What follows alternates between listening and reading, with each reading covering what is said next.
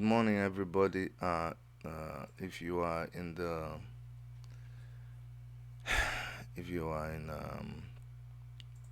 North America, and good afternoon, good evening in other parts of the world. From Worship Media, we're bringing you very disturbing reports. It's not been possible for us to get online, but thank God we finally got online. But we just want you guys to know that as we speak to you, Omoyele Shore is under siege by men men of the DSS. They try to kill Shore. As we speak to you, Shore is under hostage. We're calling on all Nigerians to troop to the High Court in Abuja.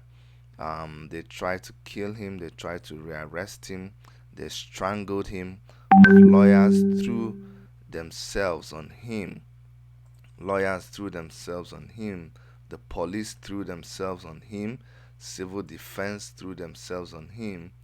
And that is how they were able to stop DSS from rearresting Shore. But as we speak with you right now, the whole place is under siege as we speak to you right now. That is the situation right now. Shore is inside court. Femi Falana is inside court. The police is there trying to protect him, but I know they may not be able to do this for long. So we are calling all Nigerians to troop to the Federal High Court, Abuja. The revolution has started in earnest. We are asking everybody to resist what they are trying to do in Nigeria right now. Our temporary relief of yesterday is over. Repeat, our temporary relief of yesterday is over. The DSS is attempting to rearrest Moyele Shore. They do not care about the court. They do not care about civil society. They cocked their gun. They tried to shoot Shore, but lawyers blocked them. They tried to strangle him. It was a scuffle. It was caught on camera. I'm going to try to play the camera for you, the footage for you, so that you see exactly what happened in court. I'm going to try to play that footage for you as soon as I'm able to grab it. Where of course, because of what is happening, our page is under siege. Government is trying to do everything they can to stop everybody from getting this news outside there, but we will continue to do our best. They are trying to shut Sahara reporters down too, but we're trying to do our best to get these images to you. We will continue to try to get these images to you guys, and as soon as it starts working, I will start playing the images for you. I want to ask everyone, if you have never prayed before, this is the time to start praying. Shore knew this was going to happen. We don't trust the DSS. We knew that they were going to do something like this. We already knew, and that's why we never trusted them. So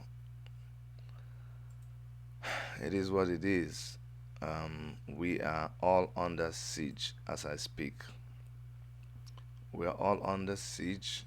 The DSS is holding Shore to ransom.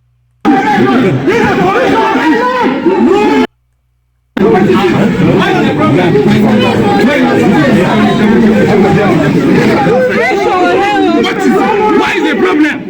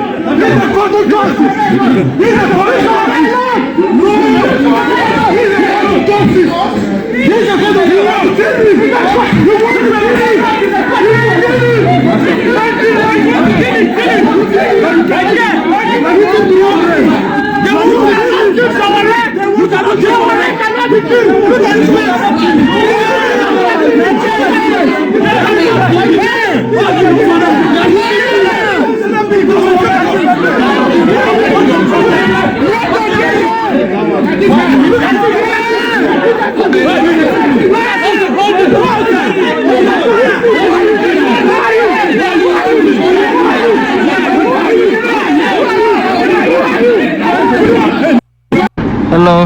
Hi. How are you? My name is Aladdin. Sorry to bother you. Have you seen this person right here? No, I haven't actually. He told me to meet here. It's been 5 minutes. Nobody's really passed by right now. What is your... That is what happened today, and they tried to strangle him. They cocked their guns. There are some other disturbing videos that we will show you, but just to let you guys know that it's a hostage situation. Sahara reporters that was streaming, they have jammed their network, and we're not able to know what is happening right now as we speak to you. I cannot say for sure what is Shore's situation in court. I cannot tell you what is situation as I speak to you, and that's the disturbing reality. I don't know what is going on right now. I do not know. The last time we knew what was going on, Femi Falana was in court. Other lawyers in court pulled their wigs, and they threw themselves on him. It was the Nigerian police and the civil defense who prevented them from taking Shore. That is the situation that we have in court right now as I speak to you. It is not looking good. It is not looking good. We are asking everybody to try to make their way to the Federal High Court right now if you can. We need to stop this. We cannot allow DSS to overrun Nigeria. We cannot allow that to happen. They don't have any reason, no arrest warrant, nothing. We told you guys that this is what they wanted to do. They cocked their gun, they tried to shoot him. That is what they tried to do. But other people there tried to prevent that from happening. But like I said, we don't know how long we're going to be able to resist them. What is the problem?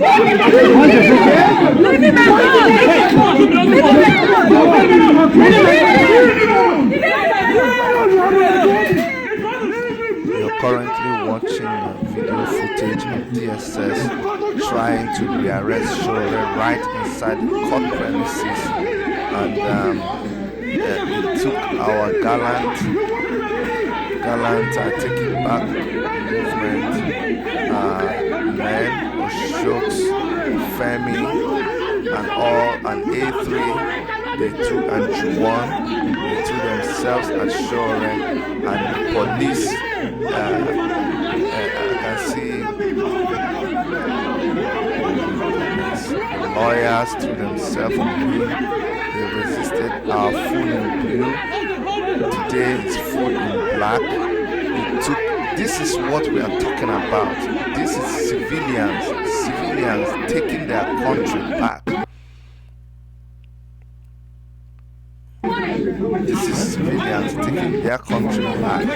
That's exactly what we are talking about. That is what we are talking about. If not for the civilians, please, nobody should call me. You cannot be calling me when I'm live. Please, let's just stop the calls. If you want to call somebody in Nigeria. Call somebody in Nigeria. Let them go to the Federal High Court. Sahara reporters have been shut down. Their streaming has been stopped. So that is what is going on. Sahara reporters that were streaming live, they are not able to stream live again. So if you have anything to do right now, call somebody in Nigeria. Call your friends, call the international community, call CNN, let them know what is going on right now. Omoyele Shore, they are attempting to arrest, they are attempting to kill him. they cocked their gun to shoot him, and fellow citizens, ordinary Nigerians, resisted them. Thank God for Oshoks, thank God for Juwon, thank God for Femi, thank God for all of them. If not that they tried to stop them, Showore would have been a dead man by now. They tried to strangle him. There was pandemonium in court. This is what we told you people that they were going to do. When I spoke to Showore yesterday, we had a very long discussion. This is what he told me he was sure was going to happen. Remember, we told you people that this is how these people are. All of you who never understood what we were telling you, all of you who were blaming Showore, I hope you can now see that this government does not respect Nigerians. This government has a serious agenda, a very, very deadly agenda for Nigerians. I hope you guys can see what we're talking about. I hope you guys now understand what we've been trying to tell you all along. It is time for Nigerians to rise up. When we called for a revolution, you said it was not time for revolution. When we told you that it was time for us to rise up, you said no. Now I hope you can understand that we were telling you the truth. I hope you can see that we were right in what we were telling you. That is the situation. That is the situation right now. Oh my goodness. Oh my goodness. I don't even know what to say. I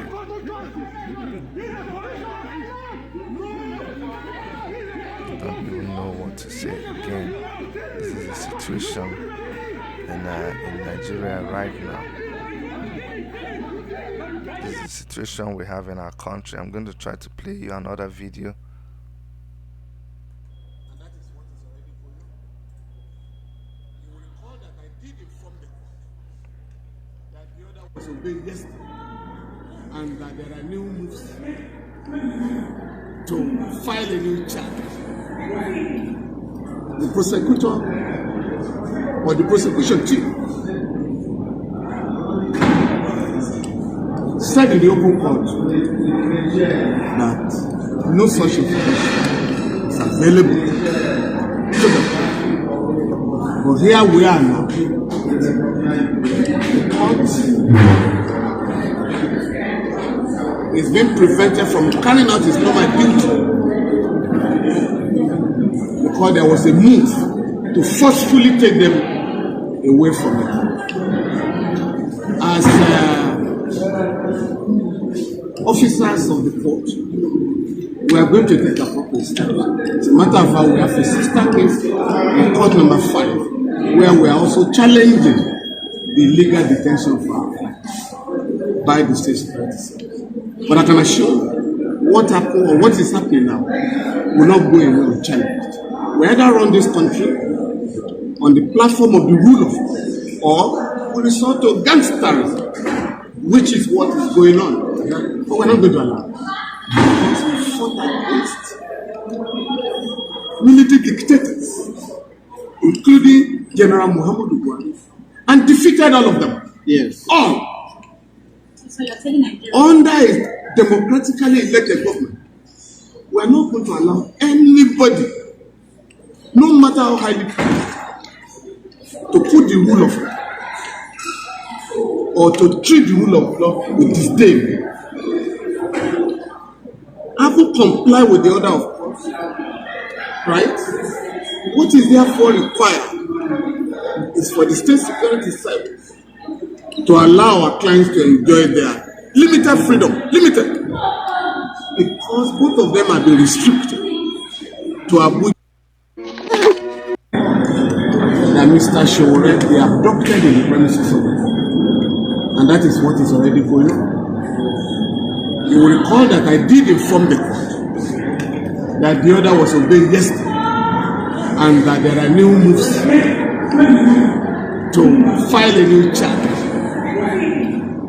The prosecutor or the prosecution team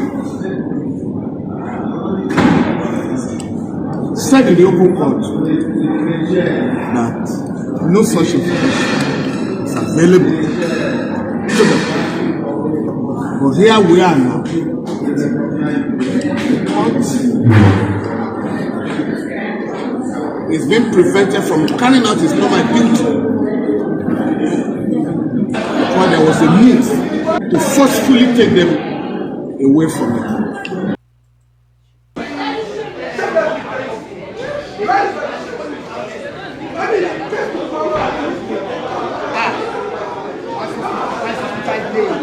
We're hearing that they rearrested Omoyele Sowore. They rearrested him and they took him to DSS again. So that's what they did. I told you guys we didn't know how long.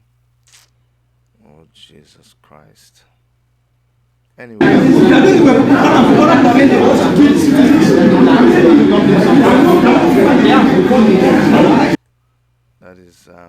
That's what we're hearing right now as I speak to you. We're hearing Yes, sir. Yes, I would like.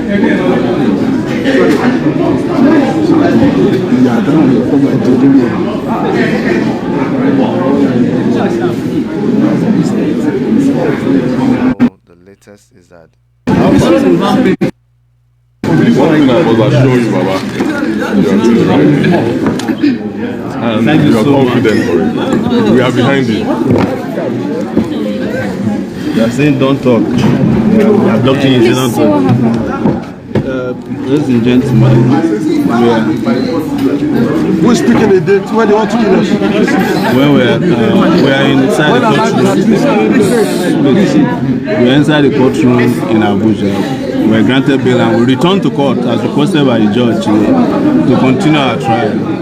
And after we presented ourselves, we told that they are filing new charges and planning to arrest me again. Of course, we didn't panic. We concluded the process, and when we were leaving, one of the SSS officers came to me and said we have to come with them. And I said we're still in court, and we've been granted bail. It's not even 24 hours yet. Why can't you wait? And of course, all hell was let loose. They pulled out their guns within the court, put me in a chokehold, and tried to kill me inside the court. If it was not for these Nigerians who are surrounding me today, I'll probably be dead. Can I tell you what they're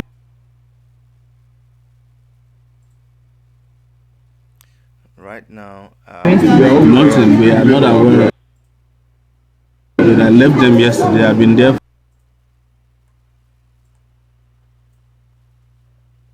for 126 days. They didn't tell me if there were even new charges. People that if we do this to Sowore, nobody else will ever challenge government. I'm not new to this. I was a student leader in the 90s. I fought against military. I fought against successive both military and civilian leaders in this country who have tried to trample on the rights and violate the integrity and dignity of our people. And even their own constitution, the constitution they drafted and swore to uphold. And I have never been afraid. When I left the country, it was after the by well-armed security agents. We heard they're bringing in the army. They have invited the police, and they have invited their own people. They are the secret police known as the state security DSS. That is the alias name. It is unknown to law. But it's this part of the lawlessness that we have tolerated over time that led us to the abyss that we are into. Somebody has to do it, and I have volunteered to do it. And so many of you have joined me, and I'm inspired by all of you. The heroes of today's temporary leave that I have to speak with you are the men surrounding me, some of them lawyers, who stood up, took off their gowns, their wigs, and said no to tyranny inside the secret, confines of the Federal High Court. So that is the latest for now. I'm sure pressmen are also holed up in here with us. Yes. Some of them have been molested, beaten up, and rough handled. And they will keep reporting to you whatever happens. But just rest assured that I remain unshaken, unbroken, and unbowed. Thank you. Thank you very much. God bless you too. He's well. He's well already. They want to arrest somebody that was granted bail yesterday night. They want to arrest him right before the judge. That is the kind of country we have gotten into. Of course, you can see this in the country. For 7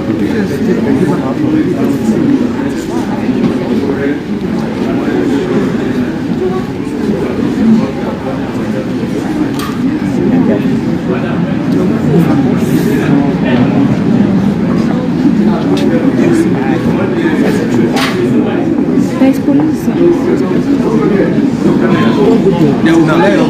Don't go far. Your camera will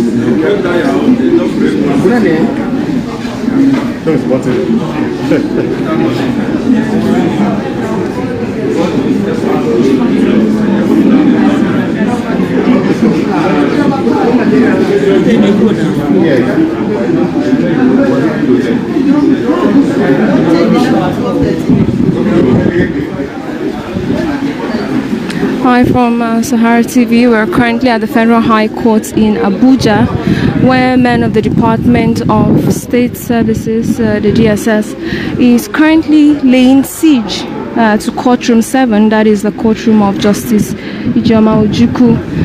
They stormed the court shortly after the end of proceedings in an attempt to rearrest rights activist Omoyele Sowore.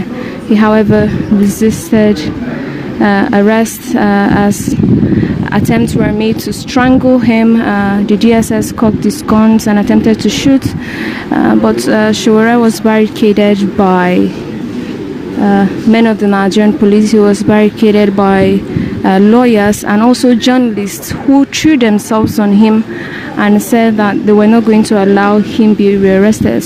As we're speaking, Sowore is currently in court with lawyers.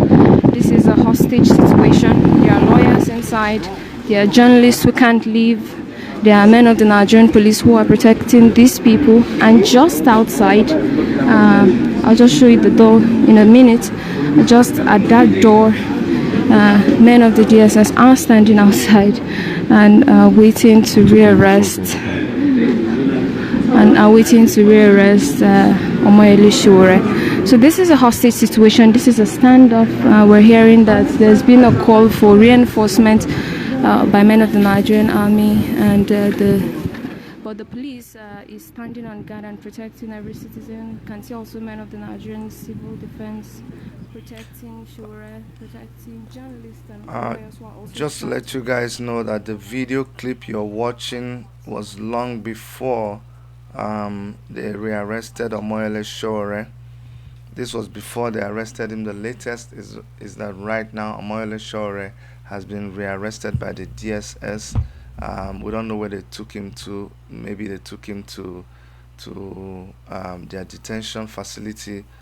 Maybe they took him to another place. But it was very terrible today.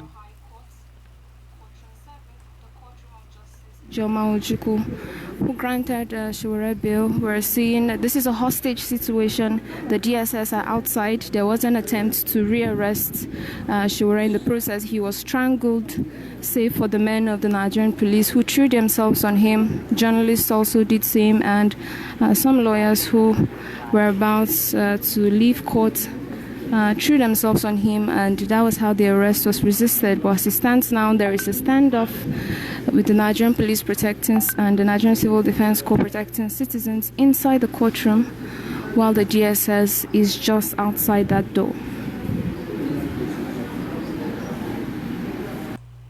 You know, these guys really want to kill Omoyele Sowore. I don't know how else to make you people understand what we're saying. They really want to kill him, and we must do everything that we can to resist it. It's not a time. I am frustrated, I am angry, but this is not a time to show frustration.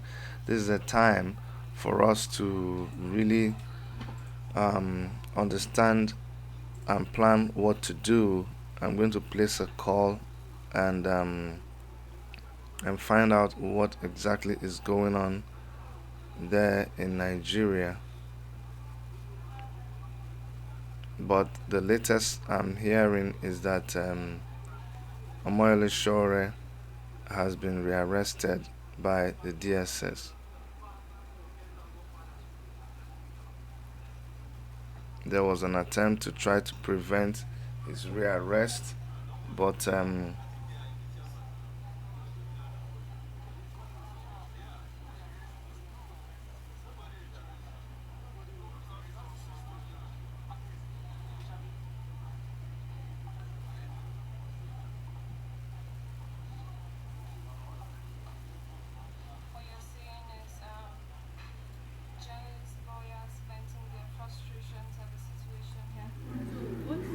This is a hostage situation. The DSS is outside.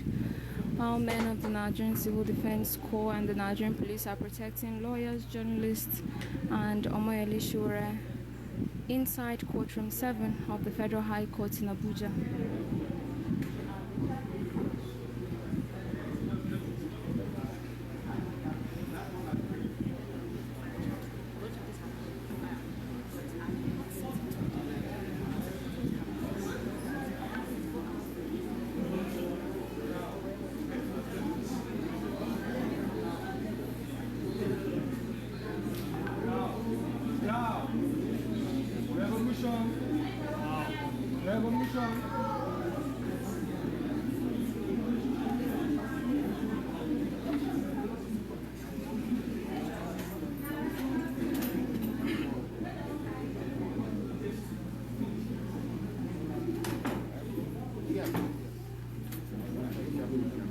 We have Femi Falana SAN also now joining his clients.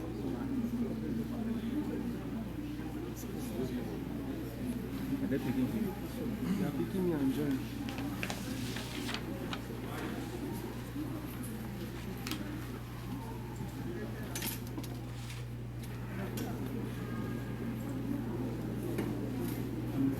They don't damage postage.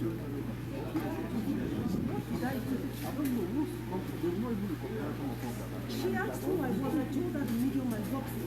I told her what I do. She kept pushing. I kept telling her to come in and do my job. Whatever happened. You made a mistake. What mistake? This man, wherever he had come inside, he's going to block some people under the side. That is where they get the call. Okay, you were standing here. Can I talk? Can I talk? It is the way to do. Can I talk? Somebody they don't come inside. You will follow them. I came to the door. They were shutting the door. I kept saying, I'm a journalist. I'm a journalist. One other security man was pulling me from the back. He was pulling me from the back. I kept telling them, I'm a journalist. I'm accredited. She kept pushing and pushing. I pushed my way into court. Not the intervention of the other policemen. Pushed my way into court. Some of us wouldn't have come in. And okay, when I finished taking pictures, I said, Madam, what did I do to you? She kept going again. No, it's the hazard in this job. She kept going. See my whole body. I didn't leave my house with bruises. All of a sudden, I have bruises all over my body. Whatever happened to her uniform, she did her uniform herself. I'm not. I've called someone from their headquarters. She too should call her own. Let them settle it. I don't disrespect people. Ask that other lady. She's there, whatever here. She knows me very well. I keep to myself. I respect myself. Yes, I know her very well. I respect myself. Yes, I've been reporting here. So this footage was before they rearrested Omoyele Sowore.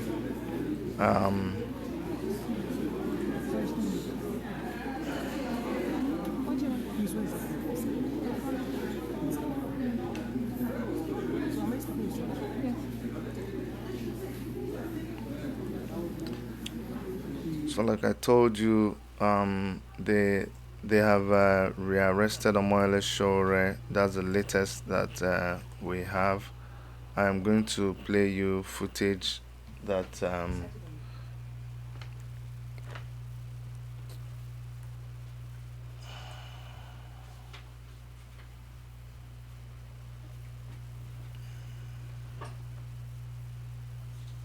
I'm gonna try to get footage of moments before Omoyele Sowore was rearrested.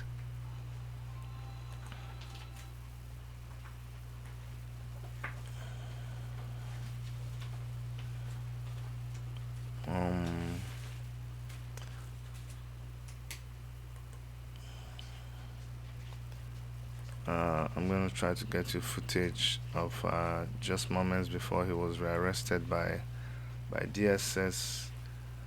It is truly a very frustrating moment for all of us, but we need to be level-headed to plan our next steps very carefully.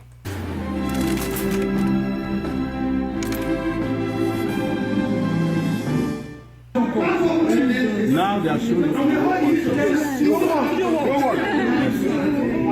what is important for Nigerians to know is that I am not going to give up. Yes. Until every Nigerian benefits from a country that is theirs. And I've made it very clear. They tried to break me in prison. They sent delegations to me, offering all kinds of, and I refused. And they promised that I would not walk out of their detention alive. That is what they came here to implement today. Nobody in Nigeria should be afraid. It is our country, and some people have to make the sacrifice for this country to be a country of rule, of law, and of dignity.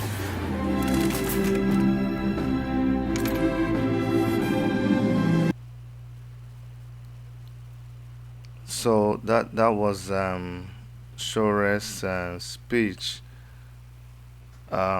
before he was rearrested.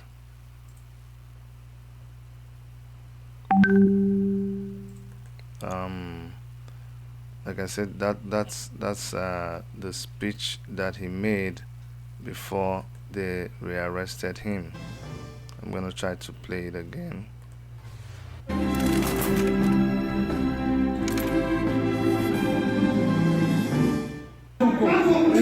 Now they are showing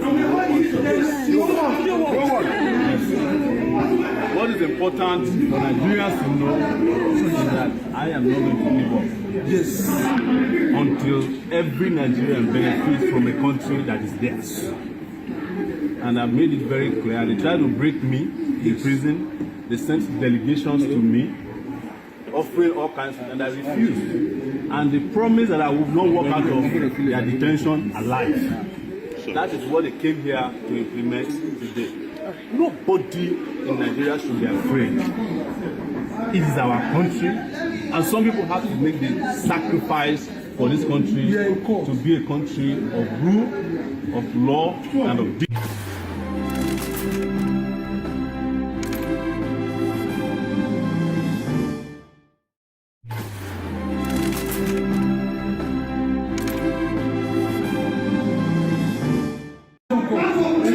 Now they are showing what is important for Nigerians to know is that I am not going to give up. Yes. Until every Nigerian benefits from a country that is theirs. And I've made it very clear. They tried to break me in prison. They sent delegations to me, offering all kinds of, and I refused. And they promised that I would not walk out of their detention alive. That is what they came here to implement today.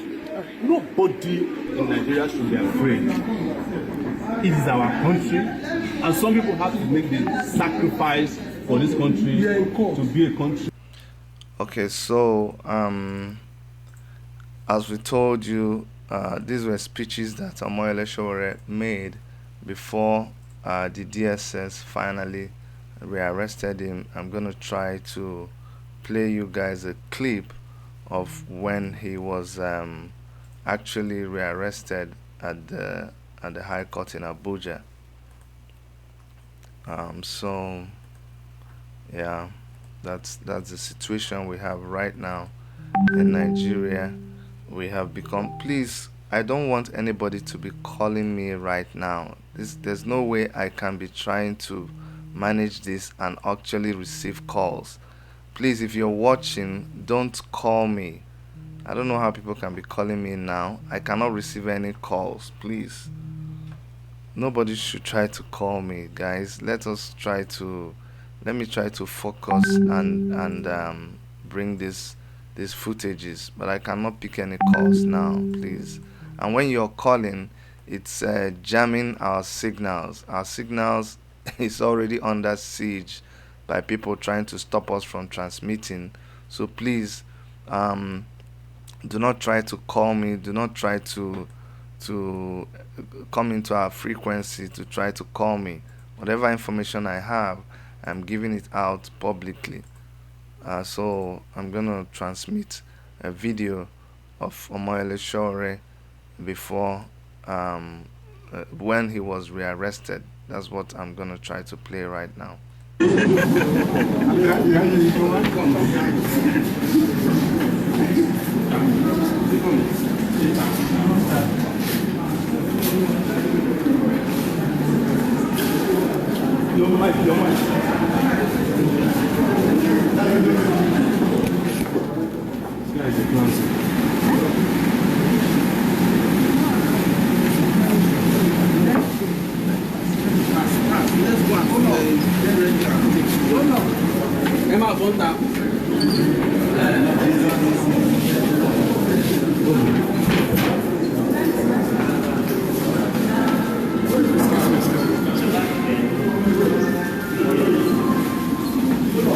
Gentlemen, please, we don't need the crowd around you. No, what do you mean?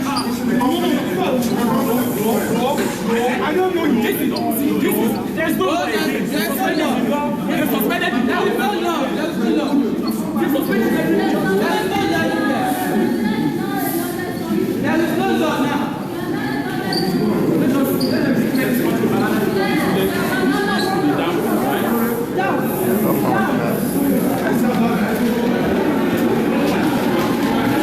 I'm actually live right now. Live right now. You are going now. We're going.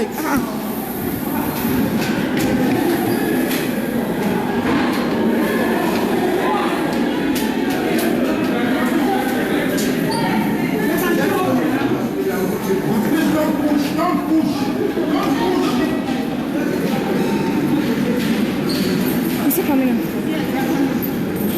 She was there.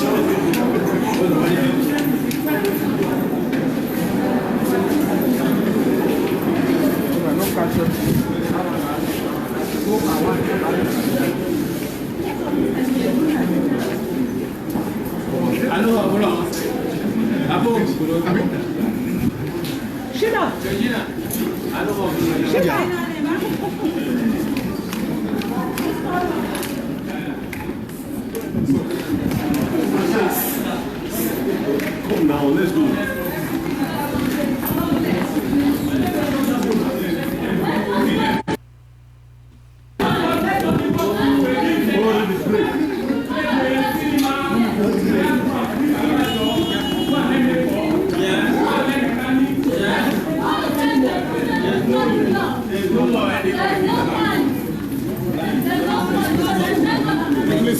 Please. Okay.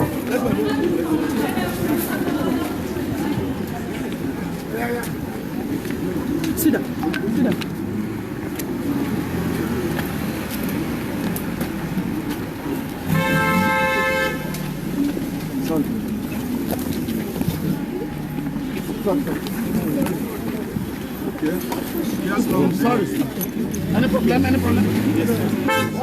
There is been another effort to rearrest him.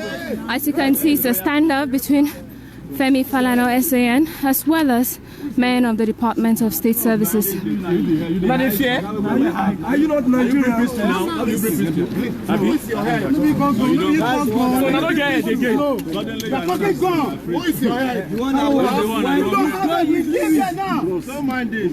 Are you running away? Yeah, he's running away. PSO is there. Now, can I advise you to go out? You cannot arrest in the premises of the court. Can you walk out? You cannot arrest in the premises of the court. Who is your head? They will not talk. Don't mind them. PSO is there. So please, can we move? PSO is there. Please, can we move? His name is Babakide Adisa. Let me just pass. Even under Abacha. Move. Hey, don't push. Let me pass. Push. Yes, I beg. Here's the cash. Let me just pass. I don't want the problem. Let me pass. No, don't worry, please. Let's go out of the premises. Whatever they want to do.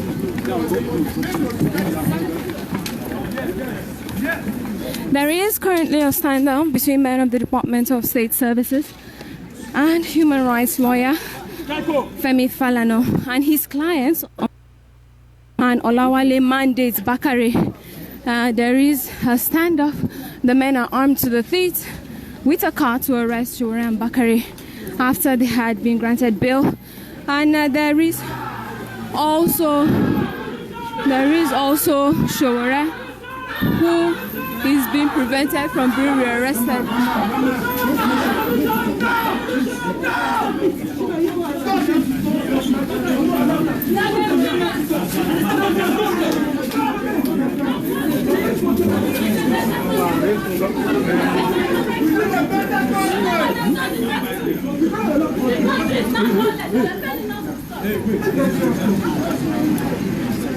Get outside. The guy is back. The guy is at the back.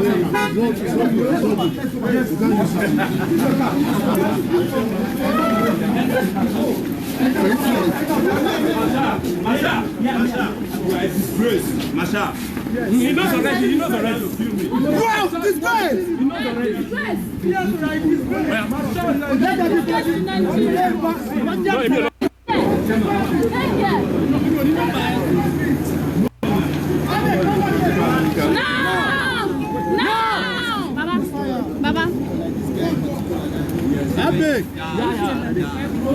Baba, no problem. Solidarity forever. Solidarity forever. Solidarity forever. We shall always fight for our rights. Solidarity forever. Solidarity forever.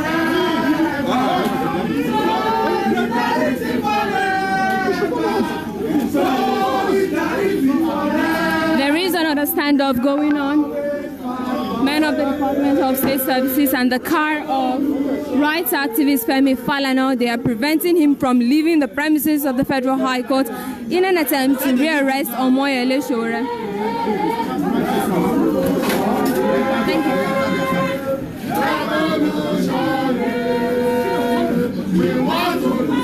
All right.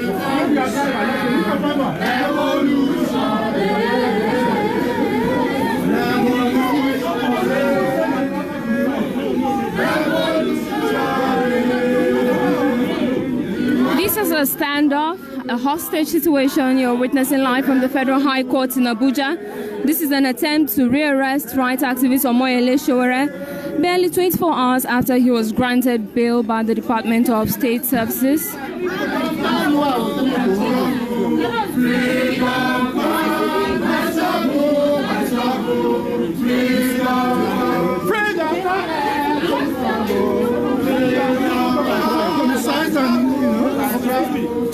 Excuse me. So one of your people will be but there's an option. Yes. Okay, let your driver come and take the car. Everybody here, let your driver come and take the car. You are talking to my staff. Everybody here, come down. They will drive the car. Okay? They will drive the car. You cannot understand you got of this place. Motions are high. Who will buckle first? It's a standoff. Basically a hostage situation. The DSS refusing to leave. They are armed to the teeth in an attempt to rearrest rights activist Samuel Ishore.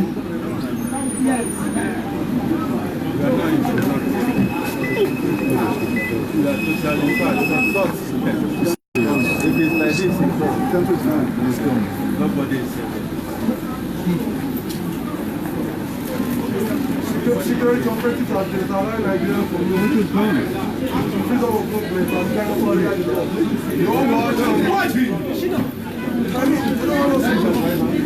okay, please come down. Yeah, come. Yes. The driver is here. The driver is here. Tell your boss now. Yes. This is will be the one to drive and tell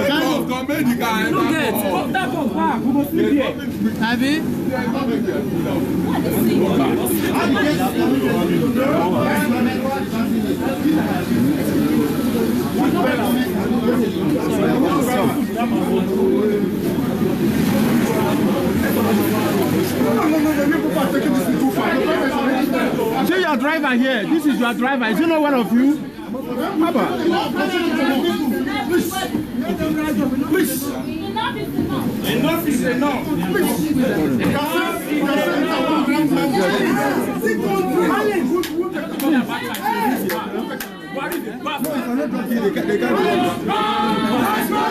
By struggle, freedom, freedom comes by struggle, freedom, by struggle, freedom, freedom comes by struggle, freedom comes by struggle, freedom comes not by tweeting or crying, freedom comes by struggle, This is a standoff.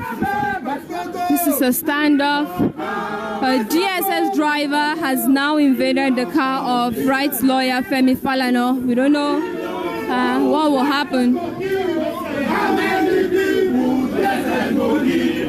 How many people DSS go kill? How many people DSS go kill? Hey, that go kill us fire.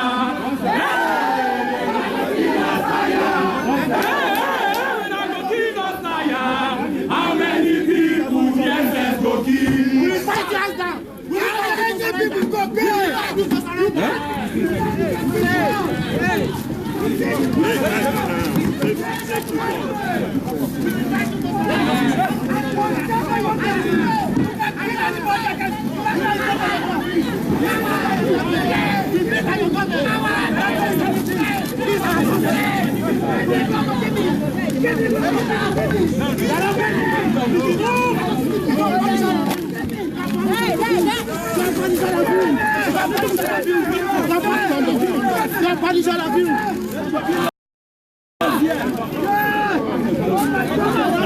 Guys, keep your eyes open. Keep your eyes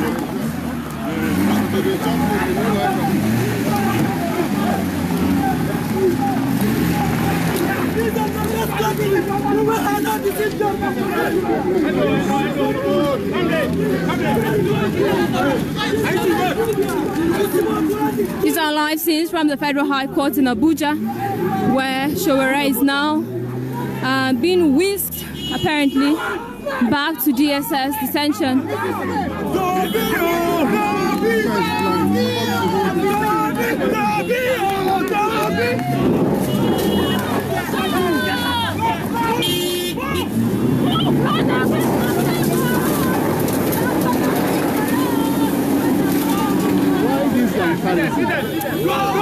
They have effected the rearrest on rights activist Omoyele Showere in court.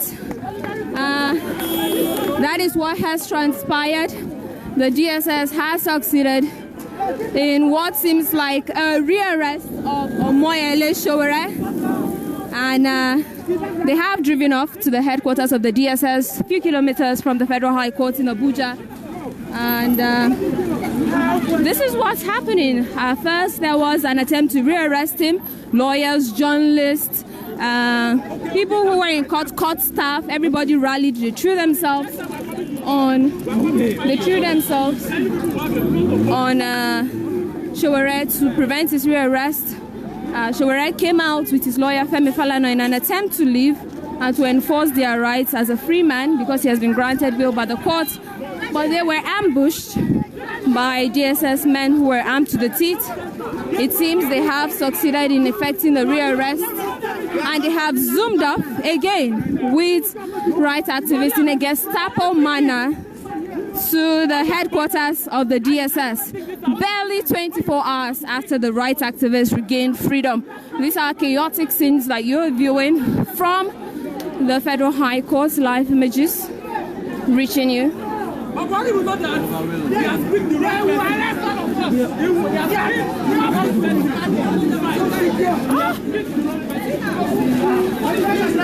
a fact.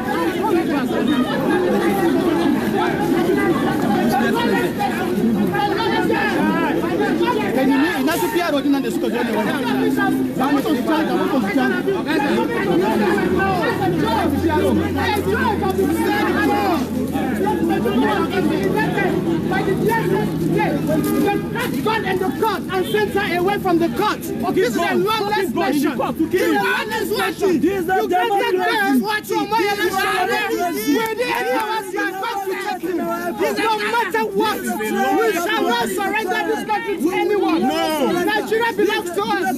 Nigeria, no Nigerian is for Nigerian and other Nigerians. Yes. We are all Nigerians with the same rights. Yes. You cannot intimidate us in Nigeria. Yes. Yes. Today you are on this divide, yes, fighting the oppressed. Yes. Tomorrow you can come back to this other side. What is only constant in life is change. Omoyele Sowore is more than an individual. Yes. He is today an ideology. Yes. So whether you like it or not, yes, whether you like it or not, yes, the freedom he presses for, yes, the good life for every Nigerian he presses for, yes, we see the light of the day. Yes. He's not giving up. Yes. He cannot be broken. Yes. They attempted in the custody. They sent emissaries. They pleaded with him. Yes.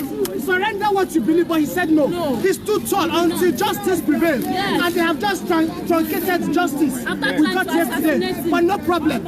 It should also be known that today it wasn't an arrest. Yes. It was an assassination attempt. Yes. It was an assassination attempt. It was an assassination attempt. Yes. You strangled him. Yes. You grabbed your gun at him. You slapped him. You beat him. They tried to kill him in the cause of blood today. And the whole world is watching. The whole world is watching.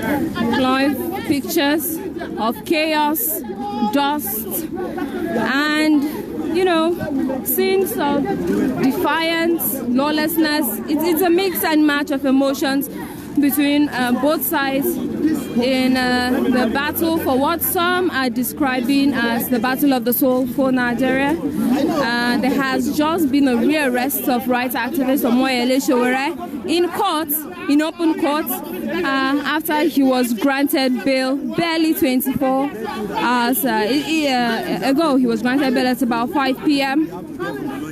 5 p.m. on Thursday, and he has now been whisked away to the DSS headquarters by men who were armed to the teeth and sent to carry out this mission. Scenes of chaos. There was a brief standoff.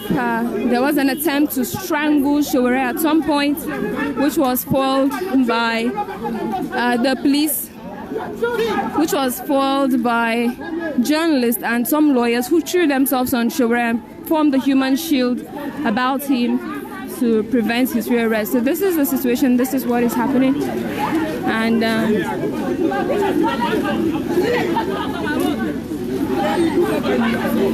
want to go and kill him. They want to go and kill him.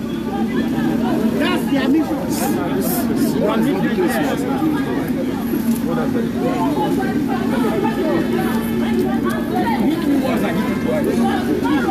If we're in the same society, the DSS enter into this custody. They are criminals. They try to answer. They keep killing people every day. People are dying. Boko Haram killing people. But yet, someone is standing against this and all they want to do is to assassinate. Let this be in your mind that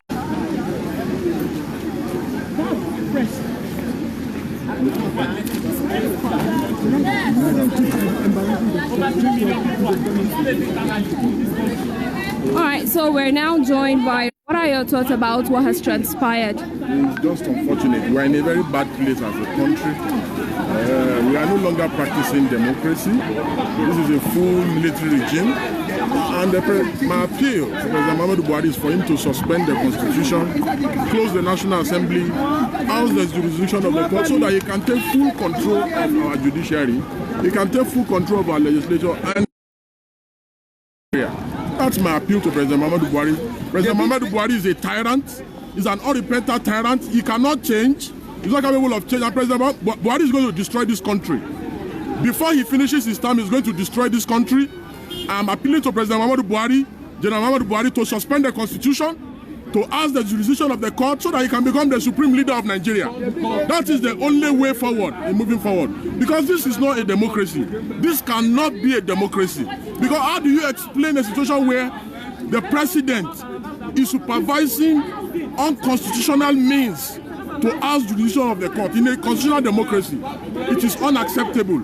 And this is an aberration to anything called democracy. What has happened today in court is a direct assault on our constitutional democracy, and it must be resisted by every sane Nigerian. We are no longer operating a democracy. What we have in Nigeria is a military dictatorship, and that's why the jurisdiction of the court have been ousted. So that is just my take on what has happened today. Thank you.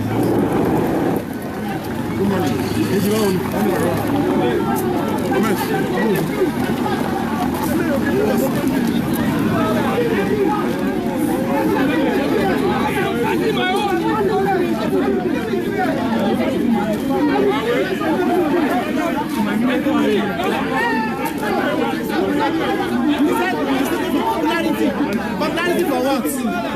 It's okay, but when you are killing the Nigerian now, you are saying that you are not. I have nothing to fear. I have nothing to fear. He's a lawyer. But I will tell you. No, please. I will, no, forget it. There's nothing. The worst you can do is to kill me. Even though I have not committed any offense. What matters is the conscience. But you know what? How many have you killed? No. Look, what is happening today? What is happening today, sir? We have to act with the fear of God in everything we do. Apart from your profession, we were in courtroom, police officers, I saw it, manhandling a journalist. I was there to say, look, that's not the correct faction that you have. Correct faction that you have, the faction you have is not the correct faction. To say that someone has a body they have already. Look, there's a problem in this country. Look, let me tell you, as I'm saying you, I should be happy that you are here because my interest should be protected. But there's a problem. If you are here and I'm afraid, you are not doing your constitutional right, and it is dangerous. Sirs, we have to be very, very careful. Whatever interest we are protecting, we have to be extremely careful because, like I said, today you are a police officer, you have the right to manhandle me if you want to. For your children or your children and your children's children are not going to be police officers. They could manhandle them tomorrow. We should be careful. What goes around comes around. I mean, don't do this to us. Don't do this to democracy. Don't do this to Nigeria. I mean, I am not running from anything. You keep on the camera at me because I'm a citizen.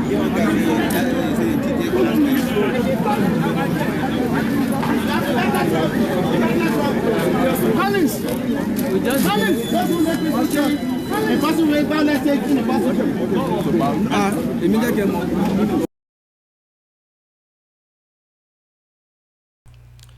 So, ladies and gentlemen, we have been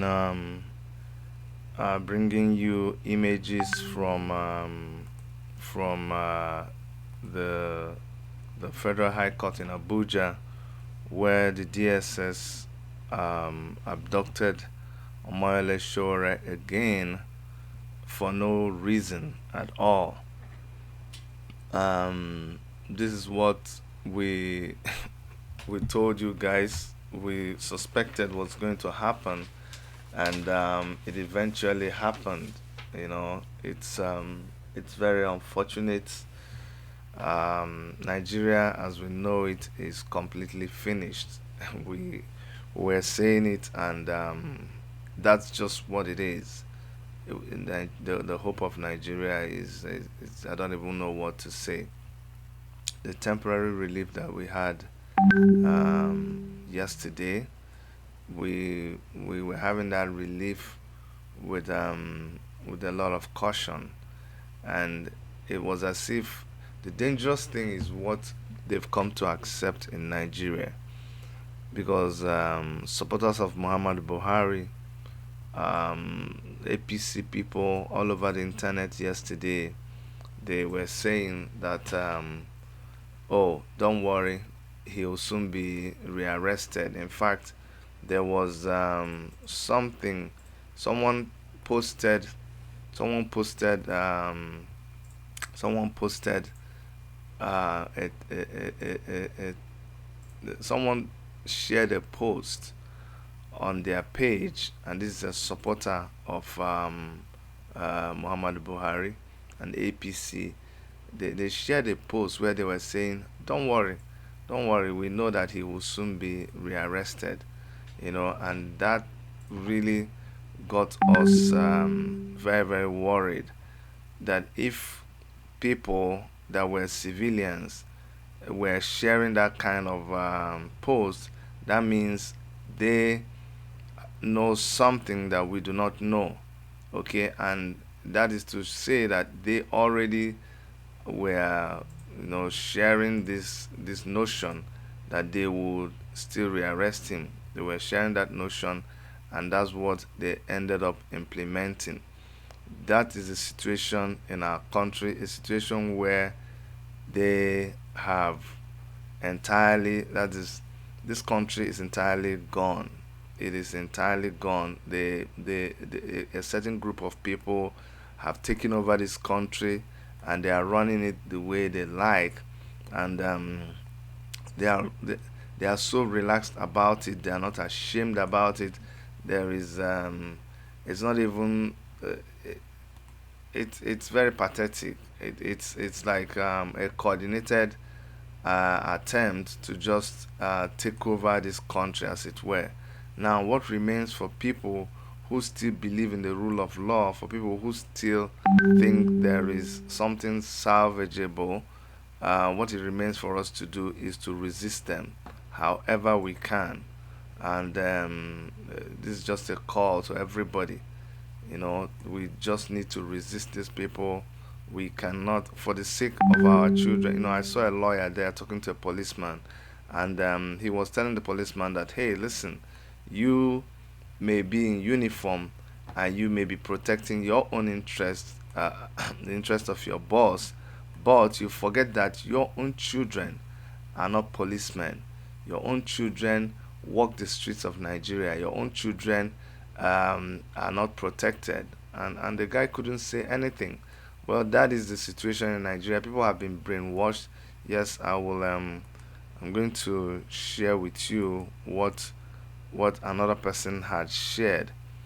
These are fellow Nigerians who are suffering the situation in Nigeria. I will show you what they shared, and that is what makes us worry.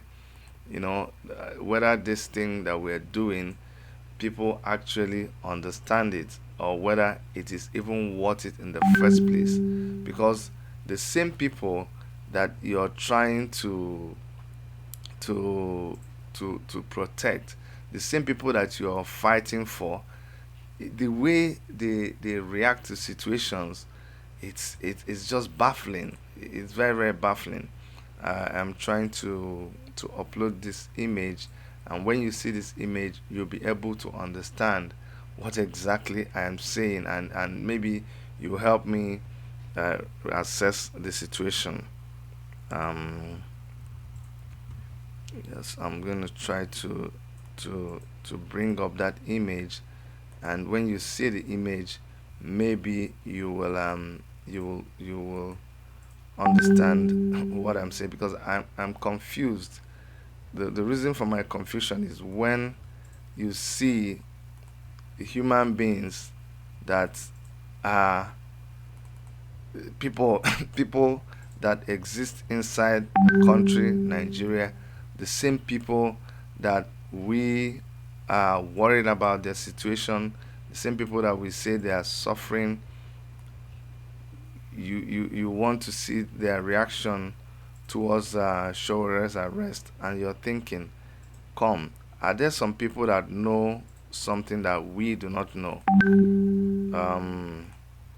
This was yesterday. What I'm sharing with you is something that was shared yesterday in a forum.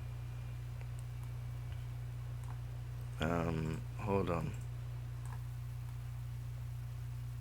Okay, so this is the person was we closed the person's so what you're seeing is someone sharing sharing a post. He says he may be, look at the English self, he may be arrested because he will surely violate the bail constitution, the bail conditions. Stay tuned. And you see how many people are laughing and they are doing thumbs up. These people are fellow Nigerians like you and me.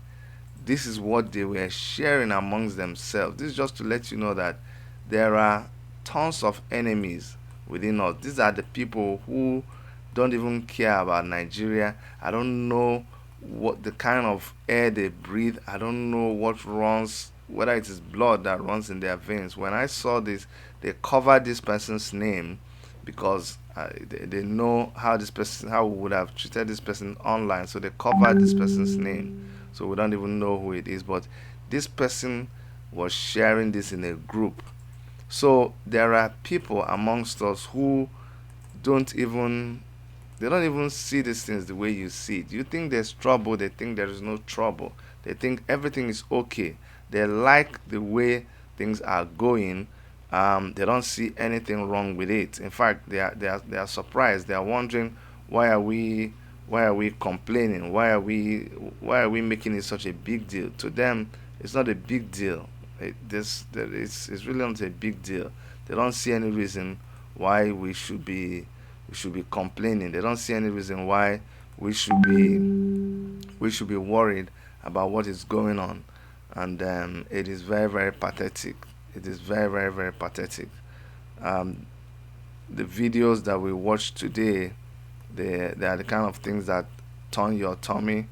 They are the kind of things that they just make you lose hope completely for Nigeria. Like you just give up completely.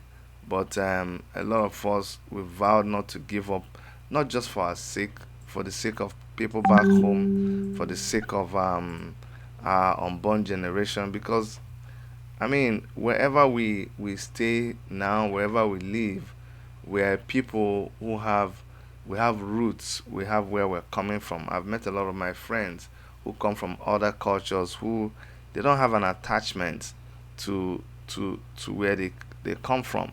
For 2 3 generations, they've lost their roots. Where they live, if they live in number 20 John Street, that is all they have to their name. They don't have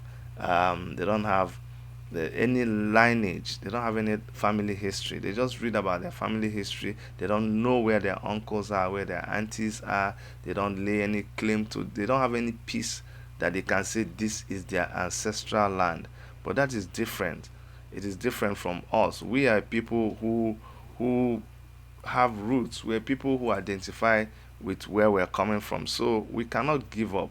We cannot give up on Nigeria. We just can't give up. And these people, like Deji Adeyanju said, what the president should do is the president should just suspend the Nigerian constitution. Just suspend it and say it does not exist.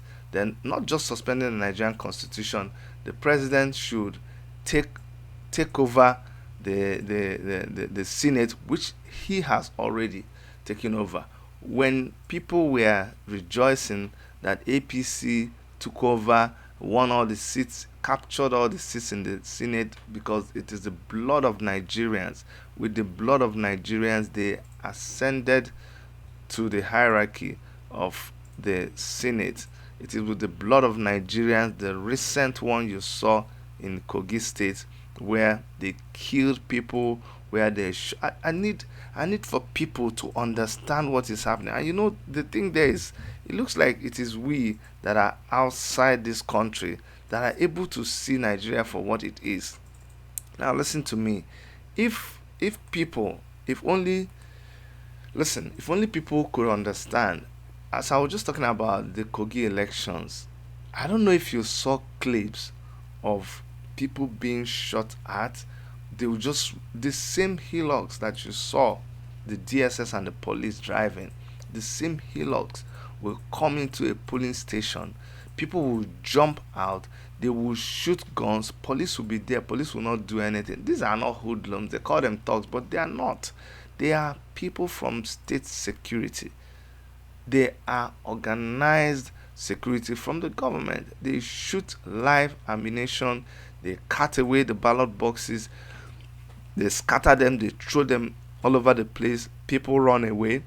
And even when they do these things, they want INEC in some cases to. So somebody was asking me, Chidi, but they didn't take the boxes. Yes, but they create a situation for INEC to cancel those elections.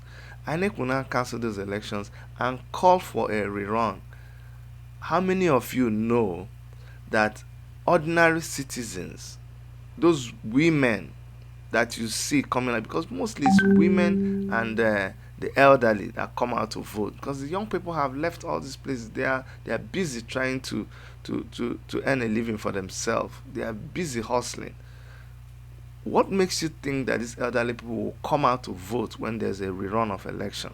When somebody came and shot guns at them, they will not come out. And so naturally the government of the day will win all the rerun elections. That is after they have killed people, after they have maimed people. You saw what they did to the PDP woman leader. They burnt her. You see, Nigeria has become so terrible. They burnt her when she was trying to jump out of her window. They shot at her until those people that did it, they stood there. They were not afraid because they know who is backing them. It's not a hit and run thing. No, they packed their vehicles. They watched this woman burn inside her house. They burned down the whole thing before they drove off. Nothing was done about it. There was no inquiry, nothing. It was absolutely okay. This is the Nigeria that is obtainable right now. And while we're doing this, the president of Nigeria, Muhammadu Buhari, with his wife Aisha Buhari, with their children, are celebrating all over the internet the graduation of their daughter. They made first class. Who bloody cares? Initially I was like, well, you know, for the sake of this young girl, or this is her life, she also has a life, even though her father is the president of the country. But on hindsight, with what this is, Shore's mother was in Abuja, and women came from the village to demand that they release their son. They released Shore yesterday, and today they are rearresting him. Let me tell you something. Right from when they gave Omoyele Shore those bail conditions, they knew very well that it's like you set somebody up to fail. You get what I'm saying? You light a fire, then you put an extinguisher by the person, and you tell the person, the only reason why I'm going to step back is that you promise me you're not going to pick that fire extinguisher. No matter what happens, you will not use that fire extinguisher to quench the fire around you, and then you light up the fire. You know already that this person needs the fire extinguisher. How can you even tell Omoyele Shore, we're going to release you, but we don't want you to talk, we don't want you to say anything, we don't want... Thank goodness for social media. If not for social media, we will not know what is going on. Can you imagine if there are no cameras on Omoyele Shore 24 hours? They will just go and kill him. Look at what happened in court. This same man who is always grabbing Omoyele Sowore, what a shameful display. What a shameful, that fool in black. He was full in blue before. Today he is full in black. I was even saying, oh, he has calmed down. But look at what they did today. Look at the shame there. Right inside court, you're tackling him. That is how barbaric these people are. And now they've rearrested him. This is just to... I told you people, the other day, they've been trying all sorts of things. They've been trying everything. They never wanted to let him go. Since yesterday, they have not slept. They have not slept. They've been monitoring him. They've been following him everywhere. They park their vehicles outside where he's staying. They follow him at a distance. We knew all this. We saw all these people. We were reporting. We knew they were tracking his movement, but Sowore didn't mind. So what do you... His house is not even in Abuja. What do you expect? And then the next thing, they were waiting. They are not interested in court proceedings. All of this thing that's happening in court, they are not interested. So now they have displayed exactly what they have in mind. And the next thing you're going to see is these people, they will get to the next level. When they were talking about next level, I don't think we understood. No, I understood, but a lot of us did not understand what they meant. But as the days unfold, we will continue to see exactly what they mean by next level. Okay, so it's just unfortunate. That is the situation that we have in Nigeria. We have been telling you guys to brace up, and you did not understand what we are saying. But that's where we stand with Nigeria right now. The country is absolutely finished. There's nothing like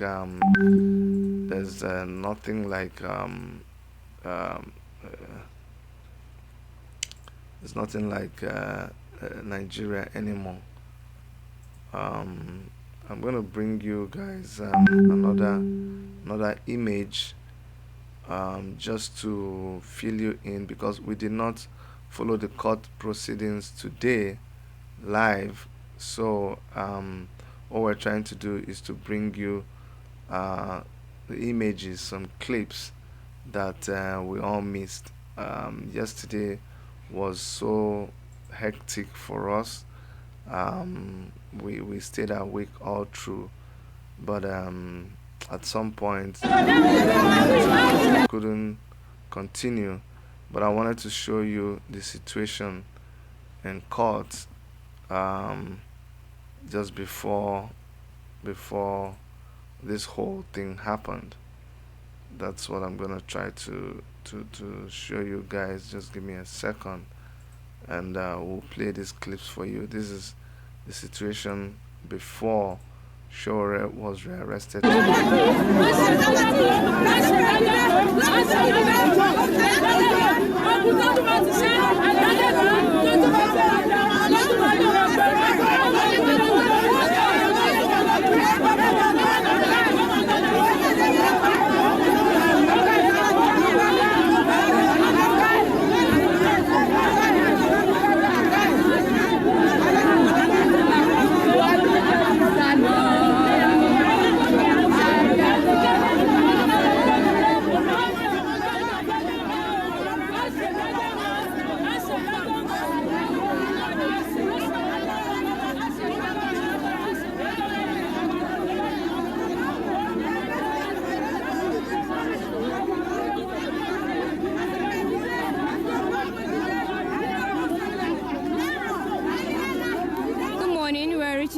From Sahara TV at the Federal High Court in Abuja. If you've just joined, what you're witnessing is protesters. We have pro-Sowore protesters, women who have converged to protest the release of rights activist Omoyele Sowore, as well as pro-government protesters who are also protesting apparently against Sowore. So what you're witnessing now are live scenes from both the protests from Sowore and also counter protests.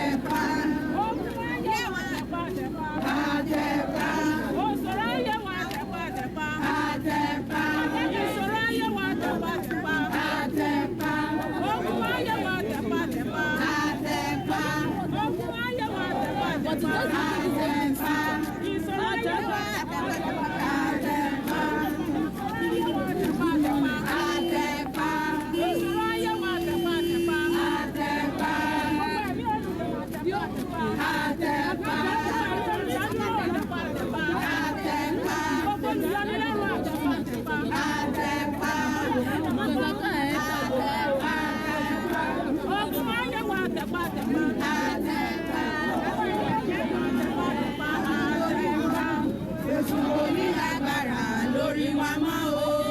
Àti tó sọ́mọ́lẹ̀, àti tọrọ mọ́, àti bàjẹ́ mọ́lẹ̀, àti borí mọ́. Jésù borí àwa rẹ̀ lórí wa mọ́ o. Sahara is a criminal. Sahara is a criminal. Sahara is a criminal. Sahara is a criminal. Sahara is a loser. Sahara is a loser. Sahara is a beggar. Sahara is a beggar. A disaster. Sahara is an enemy of Nigeria. Of the greater Nigerian people, the cautious Nigerian people, we cannot be intimidated. Yes. The police you are seeing here, the military you are seeing here, the paramilitary you are seeing here, the judiciary, they are of the good of our dear nation, Nigeria. We are urging all well-meaning Nigerians, they should support Nigeria. We should look beyond sentiment. Because of what we are seeing in Nigeria today, we cannot afford a violent revolution in Nigeria. If anybody want to change the government, it should wait for good 4 years and wait for an electionary process. To change the government in Nigeria, the Nigerian constitution is clear about that. Nigeria does not have a single blood to speak for us to have a revolution. We are saying no to revolution. We are saying no to Sowore and his evil plan. And we cannot afford to fold our hands and allow some agents of evil, enemies of our dear nation, to truncate our democracy. History will never forgive us. We will not forgive ourselves. It's obvious that what Sowore brought to Nigeria is not in our culture, is not in our tradition. We cannot in any way accept this. What we are here for this morning, we are here to tell the judiciary that they should do their job. The constitution is very clear about that. To the best of our knowledge, Sowore's case is a treason and felony. A group that want to overthrow a democratically elected government. We the good people of Nigeria, we are saying no. We cannot accept this because of if you think that he lives in America, his family are in America, none of his family members will die. The innocent Nigerians that will die, we are saying no. We don't have a single blood to speak in Nigeria. We are appealing to the conscience of well-meaning Nigeria and the judiciary in particular. They should look beyond political influence. They should do what is right. The constitution is clear about changing government of any nation. We are not in a banana republic. Nobody should think that because of he has 1 or 2 contacts, he can come and truncate our Nazi democracy. As it stands today, everybody in Nigeria, we are suffering, we are enjoying, we are smiling. And we don't want more injury to our shop. What we are saying is that Sowore and his group, they should peacefully leave Nigeria. After all, he contested the election 2019. If he was so determined, he should have intensified effort in campaigning, in installing himself as a president of Federal Republic of Nigeria. For you to be a president of Federal Republic of Nigeria, you need numbers of millions of people in Nigeria for you to be voted for. Anything short of that, we the good people of Nigeria, we are saying no to that. We will never accept that, and we will never agree for any group to come to Nigeria. They think they want to truncate our democracy. We are appealing to the conscience of Sowore's sympathizers. They should look beyond sentiment. They should follow the Nigerian constitution. If they so love Sowore, 2019, they should have mobilized a man to make sure that Sowore emerged as the president-elect. Today, he would have been a sitting president.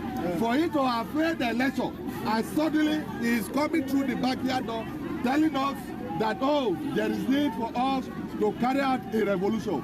We are saying no to that. The only revolution Nigeria needs is a mindset revolution to do the right thing, to do the needful, to protect the Nigerian constitution. Anybody that we want to sabotage the Nigerian constitution is an enemy of the state. All right. We would like to ask your protesters a few questions. No, don't worry. Ask me the question. No, don't worry. No, I'm the leader. Ask me. Don't ask. You have made no. I don't have a question for you. No, don't any question for the group. I'll channel two questions. I'll channel one question to you. Why are you protecting your protesters from answering questions? Why are you Why? My name is Comrade Danesi Momo Prince. Comrade Danesi Momo Prince. Momo Prince. If a man is protesting, it means he has the ability to represent himself. He has ideas that he's pushing forward. So he should be allowed to speak, especially since he came forward when I invited him to speak. So if you can allow me for a few minutes to interview a member of your organization that are protesting here, and there is a leader. So it's the leader that we speak with. He's the leader. Please, leader. As a journalist. Can I ask you a question? Please, can you hear me out? As a journalist, you are in the court premises. Can you go to the court? Will you allow me ask the question so that we can go on with everything? No, you will ask me questions. Yes, I'm going to ask you. Ask me a question. All right, so you guys are here to protest. What are you here to protest? You've said a lot of things, but what do you want the government or the courts to do? Because you have approached the courts this morning to protest. You are protesting in front of the entire country. So what do you want from the courts? What are you asking our adherents to do? We are asking the court to uphold the Nigerian Constitution. A revolutionary call. What does the constitutional responsibility? What does the Constitution say about a revolutionary call? And we are urging the court, they should look beyond political settlements and face the law and interpret the law the way it's supposed to be. They should not in any way to wait for any political group, to any pressure group to direct them with sentiment that this is what you should do. We are advocates of a constitutional practices in Nigeria. What does the Constitution say? We are asking the court. Can you just imagine? These are the same Nigerians that we are here busy in our head and killing ourselves for. Can you imagine this man? Am I really, that is, do I really, I don't even believe that I am seeing what I am seeing. Sometimes I don't even believe I am seeing what I'm seeing. Can you imagine what this fool is saying?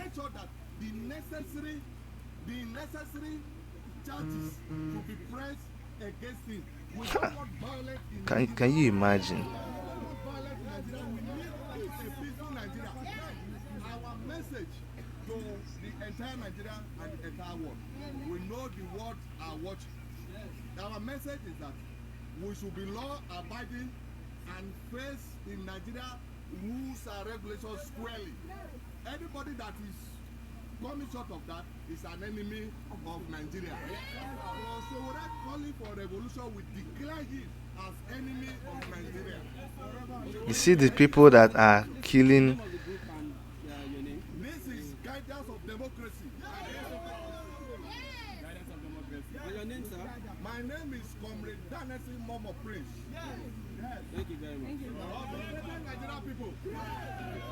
So you have seen. So you just witnessed scenes from anti-Sahara protests. You will now be witnessing scenes from pro-Sahara protests. Revolution means so Emma Fuyara, don't be discouraged because what you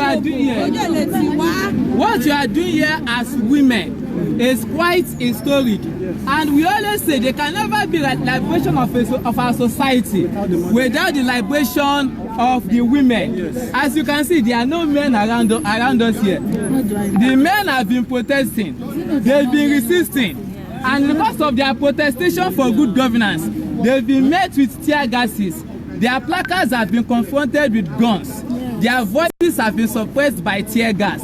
But here are you, our mothers, who have chosen to defy all of these odds, to say that Nigeria indeed must be what? Must must be good. That is, Nigeria indeed must represent the majority. So if we are saying Nigeria needs a revolution, we are not apologetic about it. And I reassert again, most of it, don't be annoyed by what's happening right there. You see, what the ruling class does is to set the poor people against another poor person. Yes. And it's for persons who are from the Bob Marley school of thought. Yes. Bob Marley in his song "Anguish in the Night," he said they keep us hungry. Yes. And when you are going to get some food, your brother got to be your what? Your enemy. That is, nítorí ká lè máa bára wa jà, ó wá ń fi ebi pa wá. So ṣẹ́rí bẹ́ẹ̀ mi ṣe wà nígbà tí àwọn èèyàn wa tán bínú sí àwọn ibo, èmi ò bínú sí wọn.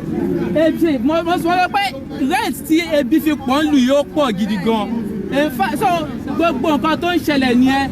Ẹ má wò wọ́n, don't look at them as your enemies. Just see them as fellow oppressed people like yourself. Yeah, but the only difference between both of you is that you have come to the realization that you cannot be bought with money. You have come to the realization to that your resolve for a better Nigeria far outweighs the hunger you are feeling right now. I have not even eaten this morning. A lot of us have not eaten this morning. You see, those people who are there, those people who are there, they deserve free education at all levels. Their children deserve free education at all levels. Yes. Their parents deserve decent wage. Yes. Their parents deserve to be treated as humans. Yes. Their parents deserve decent work conditions. Yes. They deserve to live in a country that works for everybody. Yes. They deserve to live in a country that is secured. Yes. So, comrades, our women, they are not your enemies. Yes. Just take them as individuals who are also victims of this system. And if at all we ever doubt the reason why we must have a revolution, this should convince you the more that the more we have poor people, the more the ruling class will have opportunities to control us. Yes. But now we must rise against this poverty. Yes. And how do we rise against this poverty? Yes. Raise our hands up and fight against oppression. Thanks a lot, Tommy. Greatest Nigerian people! Greatest Nigerian people! Articulated Nigerian people! Ever committed Nigerian people! Yes, I want to proceed. Mothers, you have taken the pain to come out and ask for justice. Yes. And the whole world saw you. For the past 24 hours, you've been asking for justice. Yes. And it has come partly. Yes. And you are celebrating this justice you've gotten. Yes. Omoyele Sowore is free. Yes. The ruling class are not happy. They are not happy. You have come also this morning to appreciate God and the commitment each and every one of you have put together to say thank you and to see your son Omoyele Sowore free again. Yes. But they have been paid to come distract what you are doing. Yes. They are hungry. Yes. They have been given 1,000 naira to come and display this form of cowardice this morning. Yes. But don't be intimidated. Yes. Don't be intimidated. It's just because you have won. That is why they are here. Yes. If you are not winning, they won't be here. Yes. It is because you are consequential. Yes. That is why they are here. Yes. If you are inconsequential, they will not be here. Yes. It is because your cry has been heard by God. Yes. It is because your commitment is paying its price now. Yes. And you will not stop until Nigeria is liberated. Yes. We will not stop. Until you get justice in all ramifications of life. So therefore, we will say again, don't be intimidated.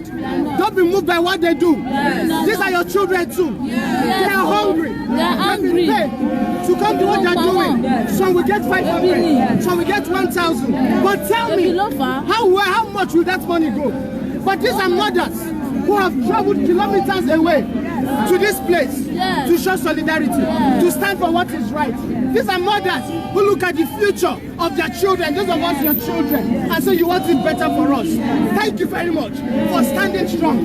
Thank you very much for coming out. But we are saying one thing today, that the effort you have put in to ensure that justice prevails in Nigeria will not be swept under the carpet. We will support you from all aspects to see that your cry will keep pushing it. We will support you from all ramifications of life to see that the same thing you asked for today, we keep asking in every sector of our society.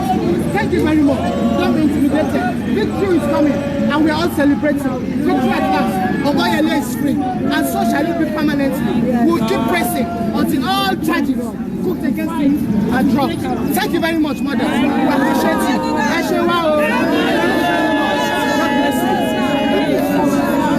Okay, ladies and gentlemen, I'm going to pause this briefly to let you guys know what is the current situation. The current situation is that Omoyele Sowore has been rearrested. It was a very terrible sight in court today. They tried to strangulate him, they tried to shoot him.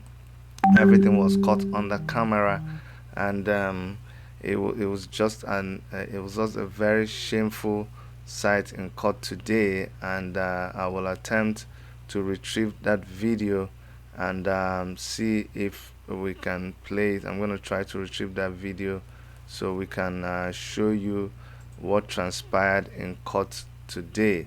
The images you were seeing before were much earlier in court, but when they got into court and after the court proceedings, it was a different ball game. I'm going to access a video file and show you guys the situation in the courtroom today. Right after you saw those women there in court, right after the government arranged, and there were anti-Sowore protesters too in court. It was all orchestrated. You know, what they tried to do is to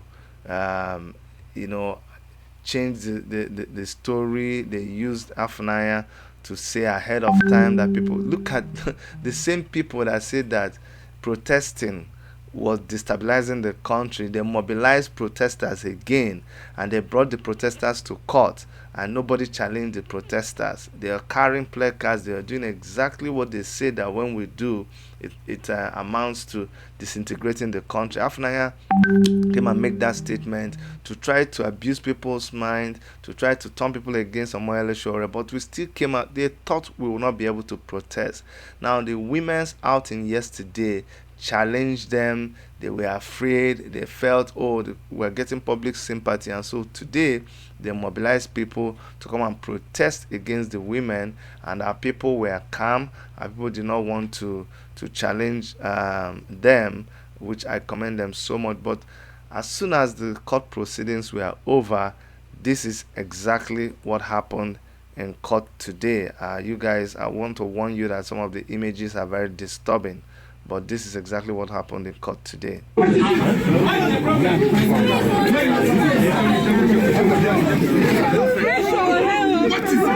the problem?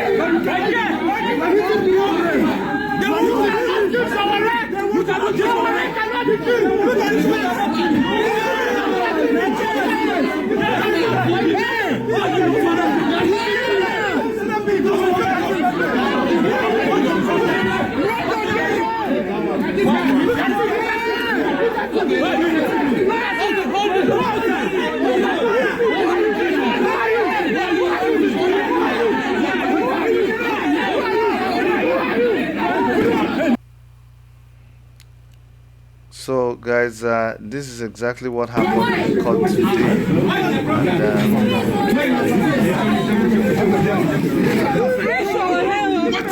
What is the problem?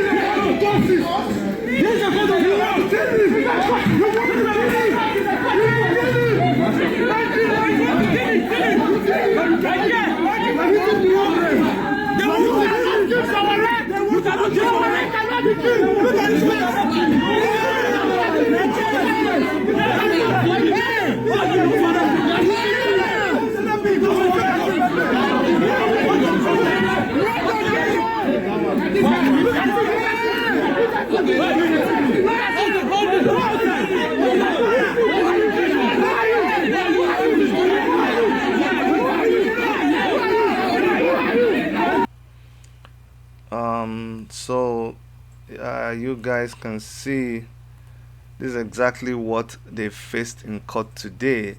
You saw the DSS coming out clearly to show themselves. The fool in blue, who today was the fool in black, was trying to strangle Shore. They were manhandling him. I cannot take calls now, please. They were manhandling him. They were trying to strangulate him, and it took our gallant comrades there to try to rescue him from the clutches of those DSS people. But you know, it didn't end there. The whole court was held in siege. There was siege inside that court. After that whole thing, Femi Falana gave a speech. I'm going to bring that speech to us so you guys also see what happened today. Femi Falana gave a speech after that whole thing. I'm going to try to play that speech for you. So this is Mr. Shore, they are doctored in the premises of the court. And that is what is already going on. You will recall that I did inform the court that the order was obeyed yesterday and that there are new moves to file a new charge. The prosecutor or the prosecution team said in the open court that no such information is available to them. But here we are now. The court is being prevented from carrying out its normal duty because there was a move to forcefully take them away from it. As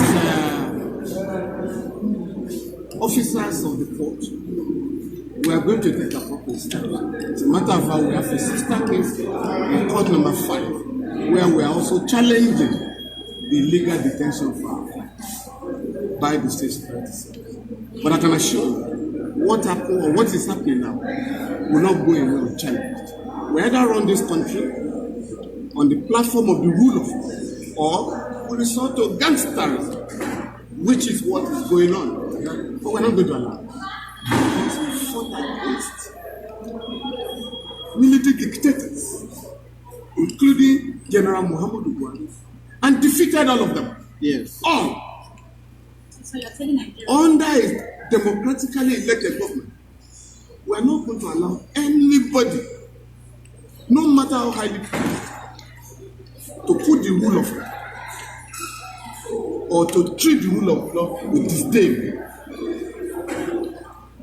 I will comply with the order of court, right? What is therefore required is for the state security service to allow our clients to enjoy their limited freedom, because both of them have been restricted to Abuja.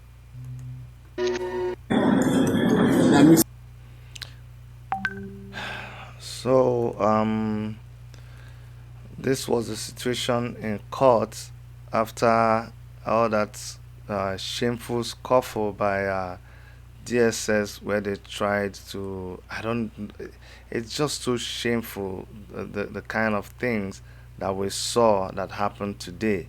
Now, after that, there was an attempt to, when finally Femi Falana wanted to take his client, Moyole Sowore, out of court, because he was free. He was already granted bail. He was free to walk out of court. There was not, the judge had already set him free, to come to any other day that they were supposed to bring him to court. But after that, there was a terrible incident outside where the DSS were waiting to rearrest Moyole Sowore, and it was a sight that is a very regrettable sight for democracy in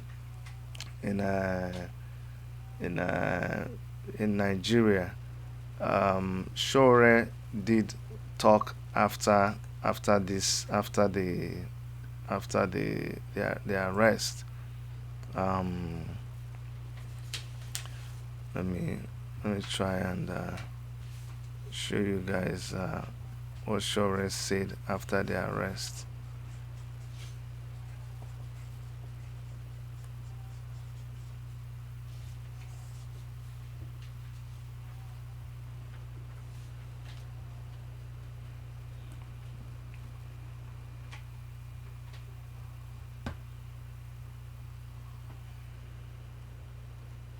There was a video.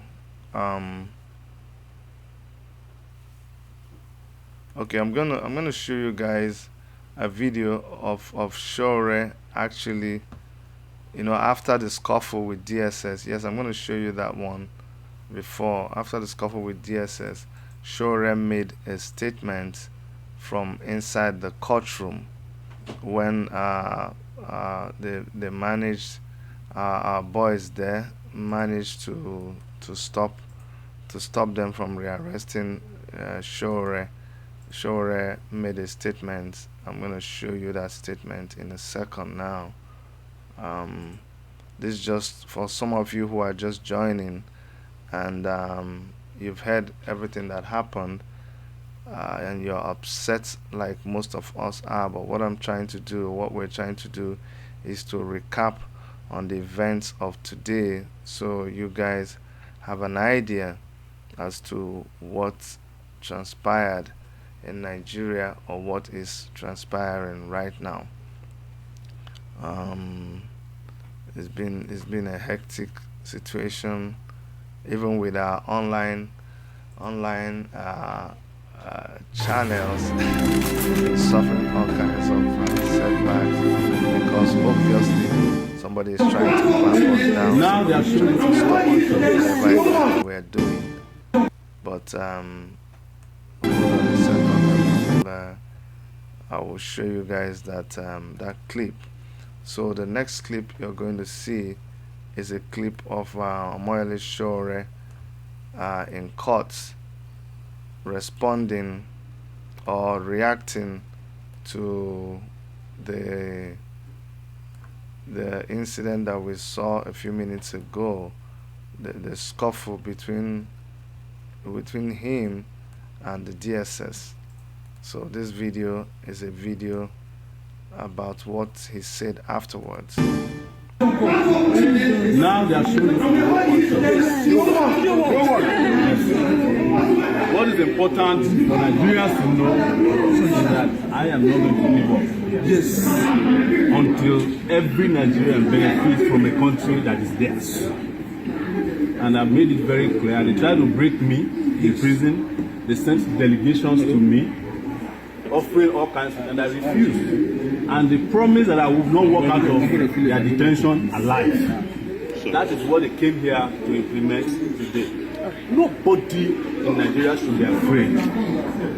It is our country, And some people have to make the sacrifice for this country to be a country of rule, of law, and of dignity.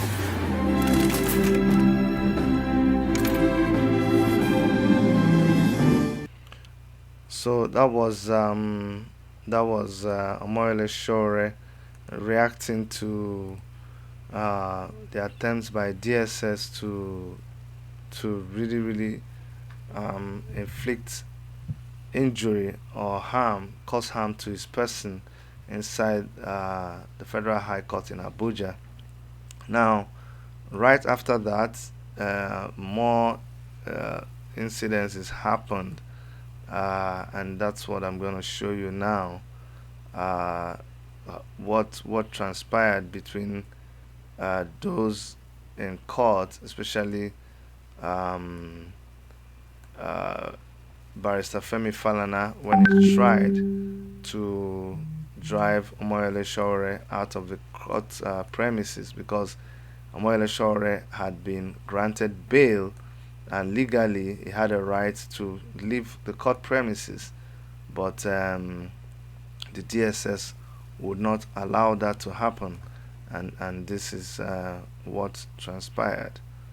I'm going to play that clip for you. You're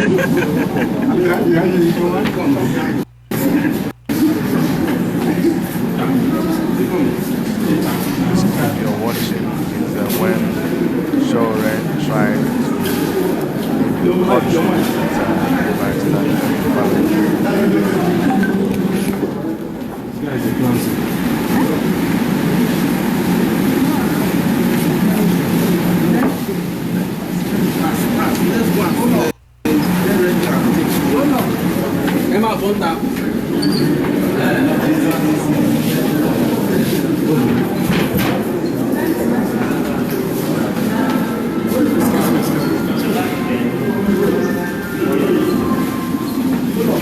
Gentlemen, please, we don't need the crowd around you. No, what do you mean? I don't know you. There's no law. There's suspended the law. There's no law. There's no law. There's suspended the law. There's no law. There is no law now.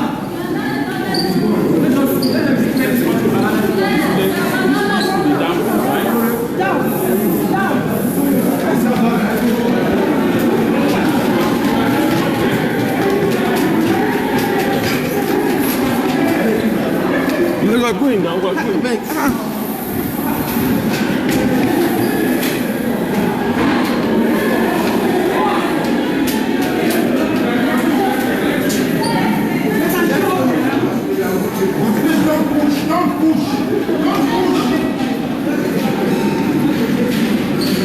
Is he coming in? She is there.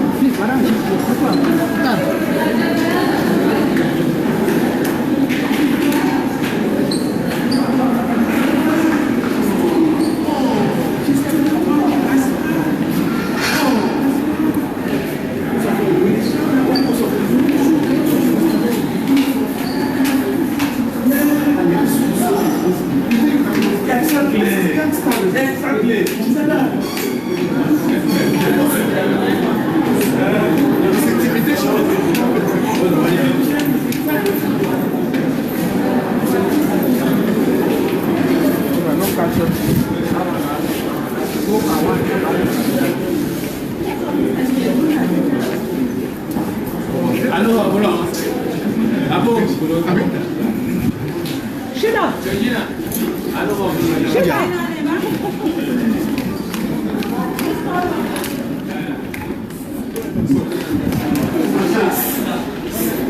Come now, let's go.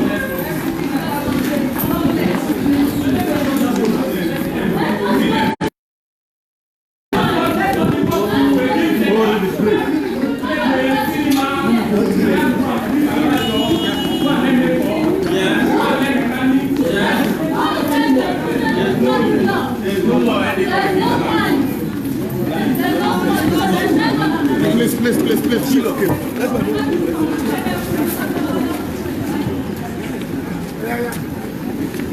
Sit down.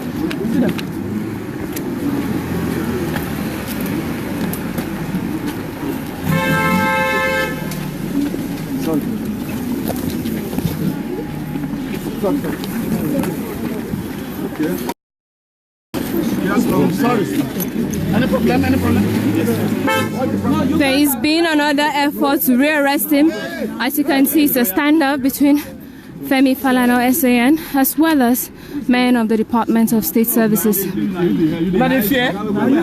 not Nigerian? Now, you bring Christian. Who is your head? Who is your head? Don't mind this. Are you running away? Yeah, he's running away. PSO is there. Now, can I advise you to go out? You cannot arrest in the premises of the court. Please, can you walk out?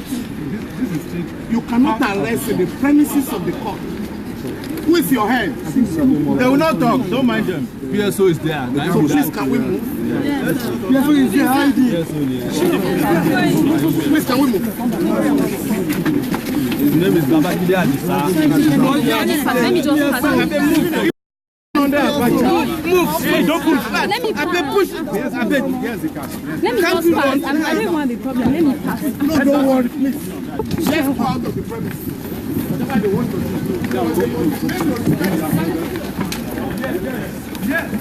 There is currently a stand-down between men of the Department of State Services and human rights lawyer Femi Falana and his clients and Olawale Mandate Bakare.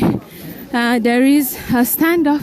The men are armed to the teeth with a car to arrest Showore and Bakare after they had been granted bail. And there is also Showore, who is being prevented from being rearrested.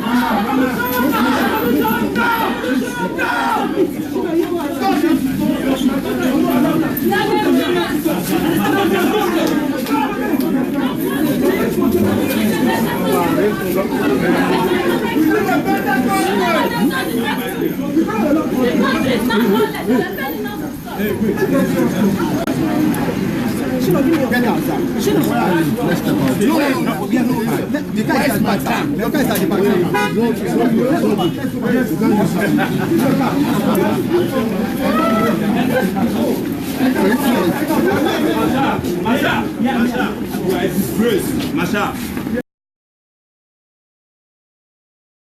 He knows already. Wow, this guy! He knows already.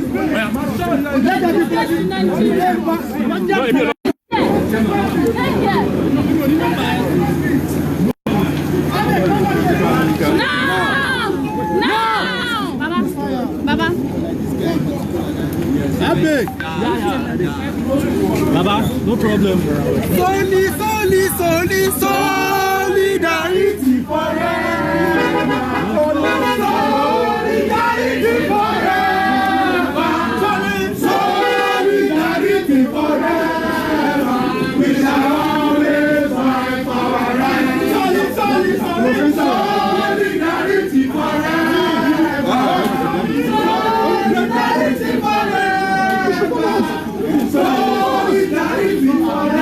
There is another standoff going on.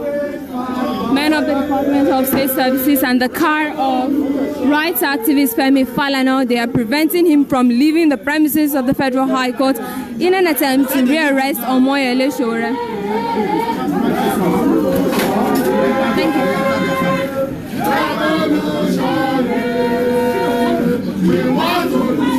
All right.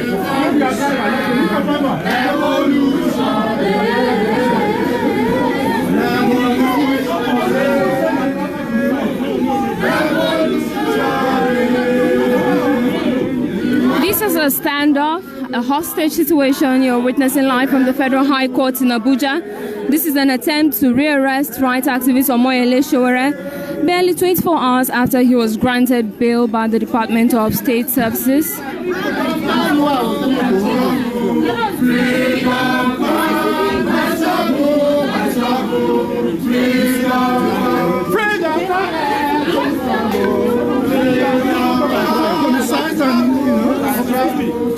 Excuse me. So one of your people will be an option. Yes. Okay, let your driver come and take you. Everybody here, let your driver come and take you. You are talking to my staff. Everybody here, they will drive the car. Okay? They will drive the car. You cannot understand you got of this person. Emotions are high. Who will buckle first? It's a standoff. Basically a hostage situation. The DSS refusing to leave. They are armed to the teeth in an attempt to rearrest right activist Omoyele Sowore.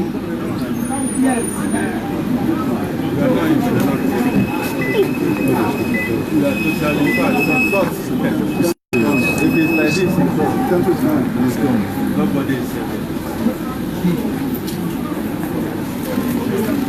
security operatives have been allowed Nigeria from the which is gone. Freedom of movement and kind of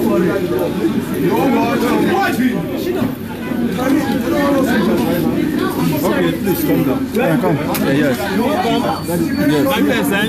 The driver is here. Your boss now.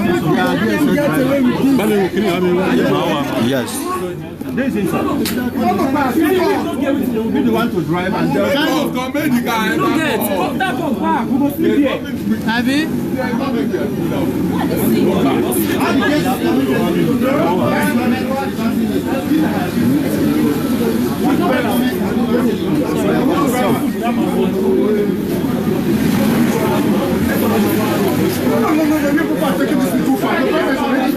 see your driver here. This is your driver. Is he not one of you? Papa. Please. Enough is enough.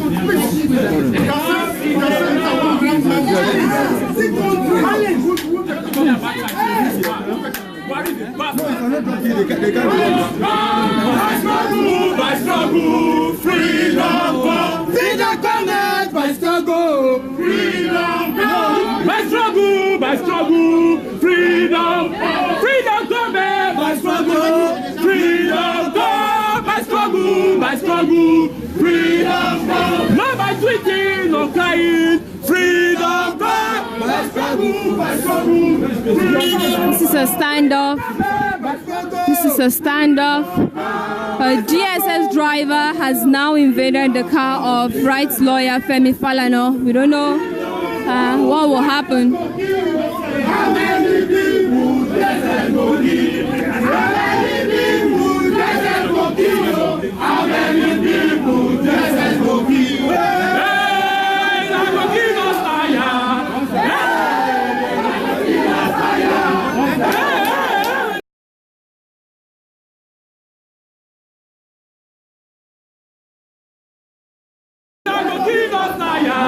How many people DSS go kill? We fight us down.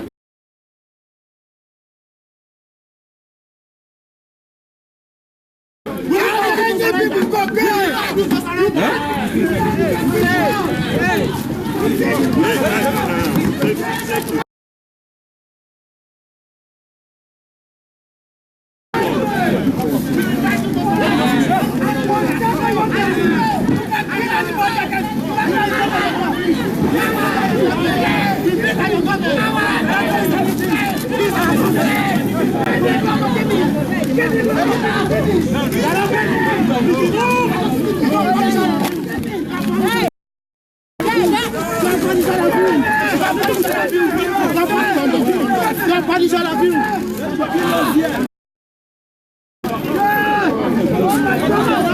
Guys, keep your eyes open. Keep your eyes open.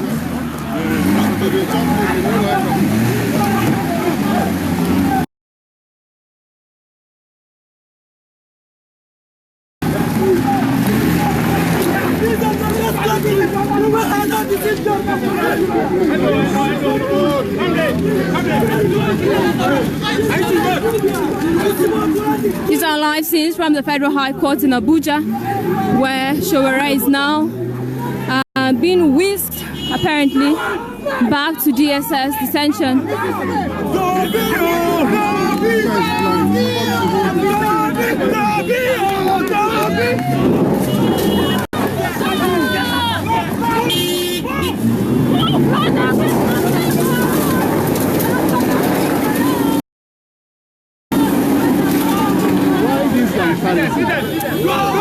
They have effected the rearrest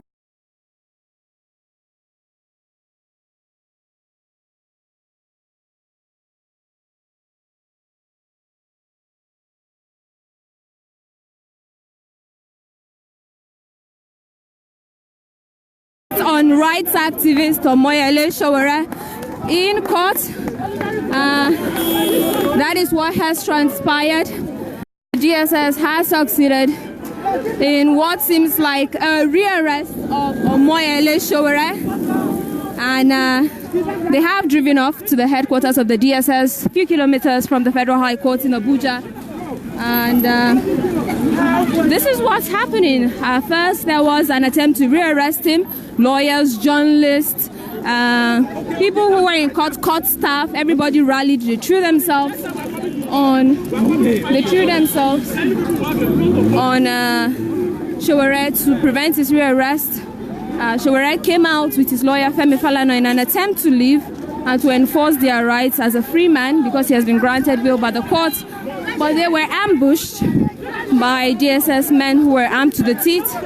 It seems they have succeeded in effecting the rearrest, and they have zoomed up again with rights activists in a Gestapo manner to the headquarters of the DSS, barely 24 hours after the rights activists regained freedom. These are chaotic scenes that you're viewing from the Federal High Court, live images reaching you.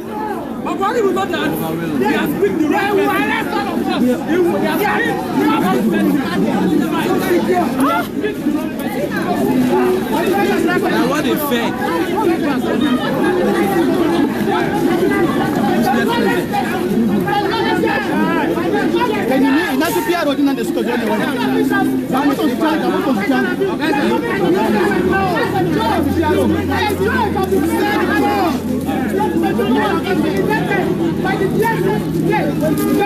God and the court and sent her away from the court. This is a lawless nation. This is a lawless nation. You can't get there watching my election. Where the NOS can constitute him. No matter what, we shall not surrender this country to anyone. Nigeria belongs to us. Nigeria, no Nigerian is for Nigerian and other Nigerians. We are all Nigerians with the same rights. You cannot intimidate us in Nigeria and get away with it. Today you are on this divide, fighting the oppressed. Tomorrow you can come back to this other side. What is only constant in life is change. Omoyele Sowore is more than an individual. He is today an ideology. So whether you like it or not, the freedom he presses for, the good life for every Nigerian he presses for, we see the light of the day. He's not giving up. He cannot be broken. They attempted in the custody. They sent emissaries. They pleaded with him. Surrender what you believe, but he said no. He's too tall until justice prevails. And they have just truncated justice. We got yesterday, but no problem. It should also be known that today it wasn't an arrest. It was an assassination attempt. It was an assassination attempt. You strangled him. You grabbed your gun at him. You slapped him. You beat him. They tried to kill him in the cause of blood today. And the whole world is watching. The whole world is watching. Live pictures of chaos, dust, and scenes of defiance, lawlessness. It's a mix and match of emotions between both sides. in the battle for what some are describing as the Battle of the Soul for Nigeria. There has just been a rearrest of rights activist Omoyele Sowore in court, in open court, after he was granted bail barely 24 hours ago. He was granted bail at about 5 p.m. 5 p.m. on Thursday, and he has now been whisked away to the DSS headquarters by men who were armed to the teeth and sent to carry out this mission. Scenes of chaos. There was a brief standoff. There was an attempt to strangle Sowore at some point, which was foiled by the police, which was foiled by journalists and some lawyers who threw themselves on Sowore and formed a human shield about him to prevent his rearrest. So this is the situation. This is what is happening. And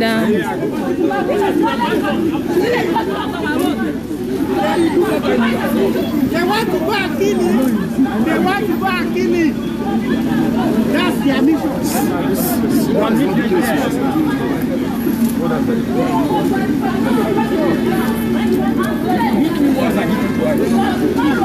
If we are in a safe society, the DSS enter into this custody. They are criminals. They are trying to answer. Every day, people are dying. Oh God, I'm killing people. But yet, someone is standing against this and all they want to do is assassinate. Let this be in your mind that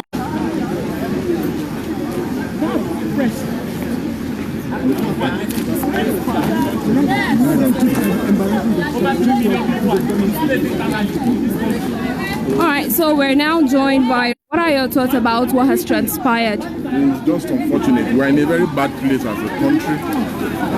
We are no longer practicing democracy. This is a full military regime. And my appeal to President Muhammadu Buhari is for him to suspend the constitution, close the National Assembly, house the jurisdiction of the court so that he can take full control of our judiciary, he can take full control of our legislature. And that's my appeal to President Muhammadu Buhari. President Muhammadu Buhari is a tyrant. He's an unrepentant tyrant. He cannot change. He's not capable of change. And President Buhari is going to destroy this country. Before he finishes his term, he's going to destroy this country. I'm appealing to President Muhammadu Buhari, General Muhammadu Buhari, to suspend the constitution, to ask the jurisdiction of the court so that he can become the supreme leader of Nigeria. That is the only way forward in moving forward. Because this is not a democracy. This cannot be a democracy. Because how do you explain a situation where the president is supervising unconstitutional means to ask jurisdiction of the court in a constitutional democracy? It is unacceptable. And this is an aberration to anything called democracy. What has happened today in court is a direct assault on our constitutional democracy, and it must be resisted by every sane Nigerian. We are no longer operating a democracy. What we have in Nigeria is a military dictatorship, and that's why the jurisdiction of the court have been ousted. So that is just my take on what has happened today. Thank you.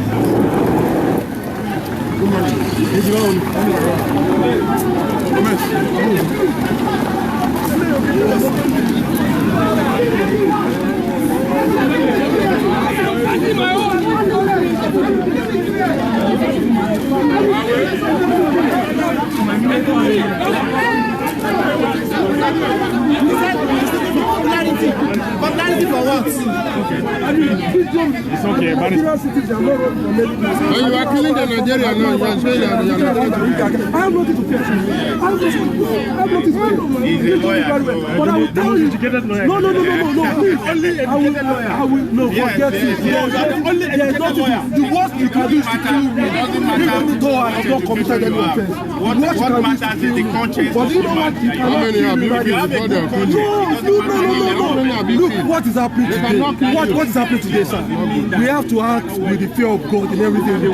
Apart from your profession, we were in courtroom, police officers, I saw him demanding a journalist. I was there to say, look, that's not the correct faction that you have. The faction you have is not the correct faction. Guys, so what we've been showing you are scenes of what happened earlier today.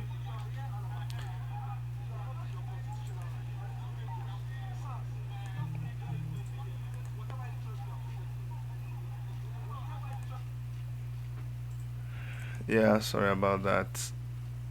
We have been trying to show you guys scenes of what happened earlier today in court at the Federal High Court in Abuja, but currently Omoyele Shore is back in detention at the DSS headquarters. They initiated a Gestapo kind of attack on him inside the court premises. I've been speaking to our men right there on ground, and that is the situation there. I am reliably informed that as we speak, the DSS has also requested that mandates be brought into detention. So we are following that story, and we'll let you guys know the updates on that concerning that story. We hear that they want to also detain Mandate, who was also granted bail and who was free temporary with Omoyele Shore yesterday. That is the situation that we have right now. I want to be able to bring to bring through audio contact one of our guys in Nigeria, Comrade Oshokes, to tell us briefly what happened in court today. It's interesting when we hear or when we see what happened in court today. You know, what we're witnessing is the last days of Nigeria as a democratic republic. That I can tell you. It is not funny, but unfortunately, Nigeria as we know it, not in existence. So I'm going to call Comrade Oshokes and see if he can give us a little update as to what is happening as we speak to you. His line is busy. I'm going to try again to see if I'll get in touch with him. It's almost 1 p.m. in Nigeria. I'm calling on Comrade Oshokes to get an update on him as per what is going on.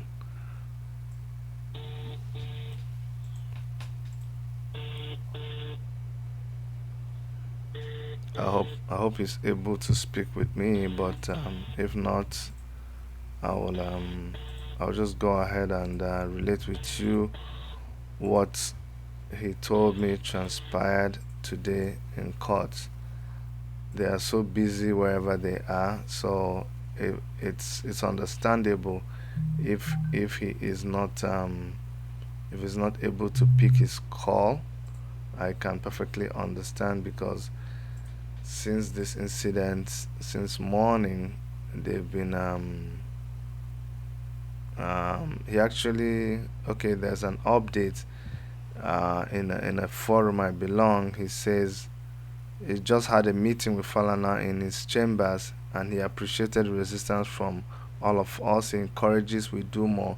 The DSS are filing fresh charges on Shore. According to Falana, likely it will be a charge of terrorism, so they can keep him longer and deny him bail. But Falana says we should not be worried, as the legal team will do all in its powers to counter all their plans. So we already anticipated this, we warned about this, and that is the situation right now. The situation is that every other thing they've tried did not work, it did not stick. So what they are doing right now is they are preparing to file new charges against Omoyele Shore, and these new charges will be bordering on terrorism. That's what they are planning to do. They want to they want to rearrest. They want to charge Shore for terrorism so that it will give them a chance to keep him. This bail thing, they feel that it didn't work in their favor. They feel that allowing room for Shore to be granted bail was a mistake on their side. So this time around, they are planning to just dump charges of terrorism on him, and then try to deny him bail, and then have a chance to keep him longer. Let me. I tried to call Comrade Shooks before. I'm gonna try again. So this is a summary of what happened in court today. I'm gonna read it to you guys at about 3:25 a.m.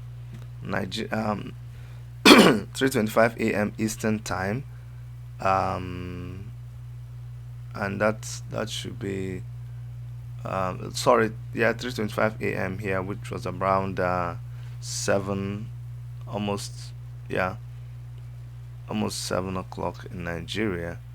No, actually 9:25 a.m. in Nigeria. At about 9:25 a.m. in Nigeria, Ashok posted that the judge is now in shortly after that. So I'm just going to read for you guys the thread of events.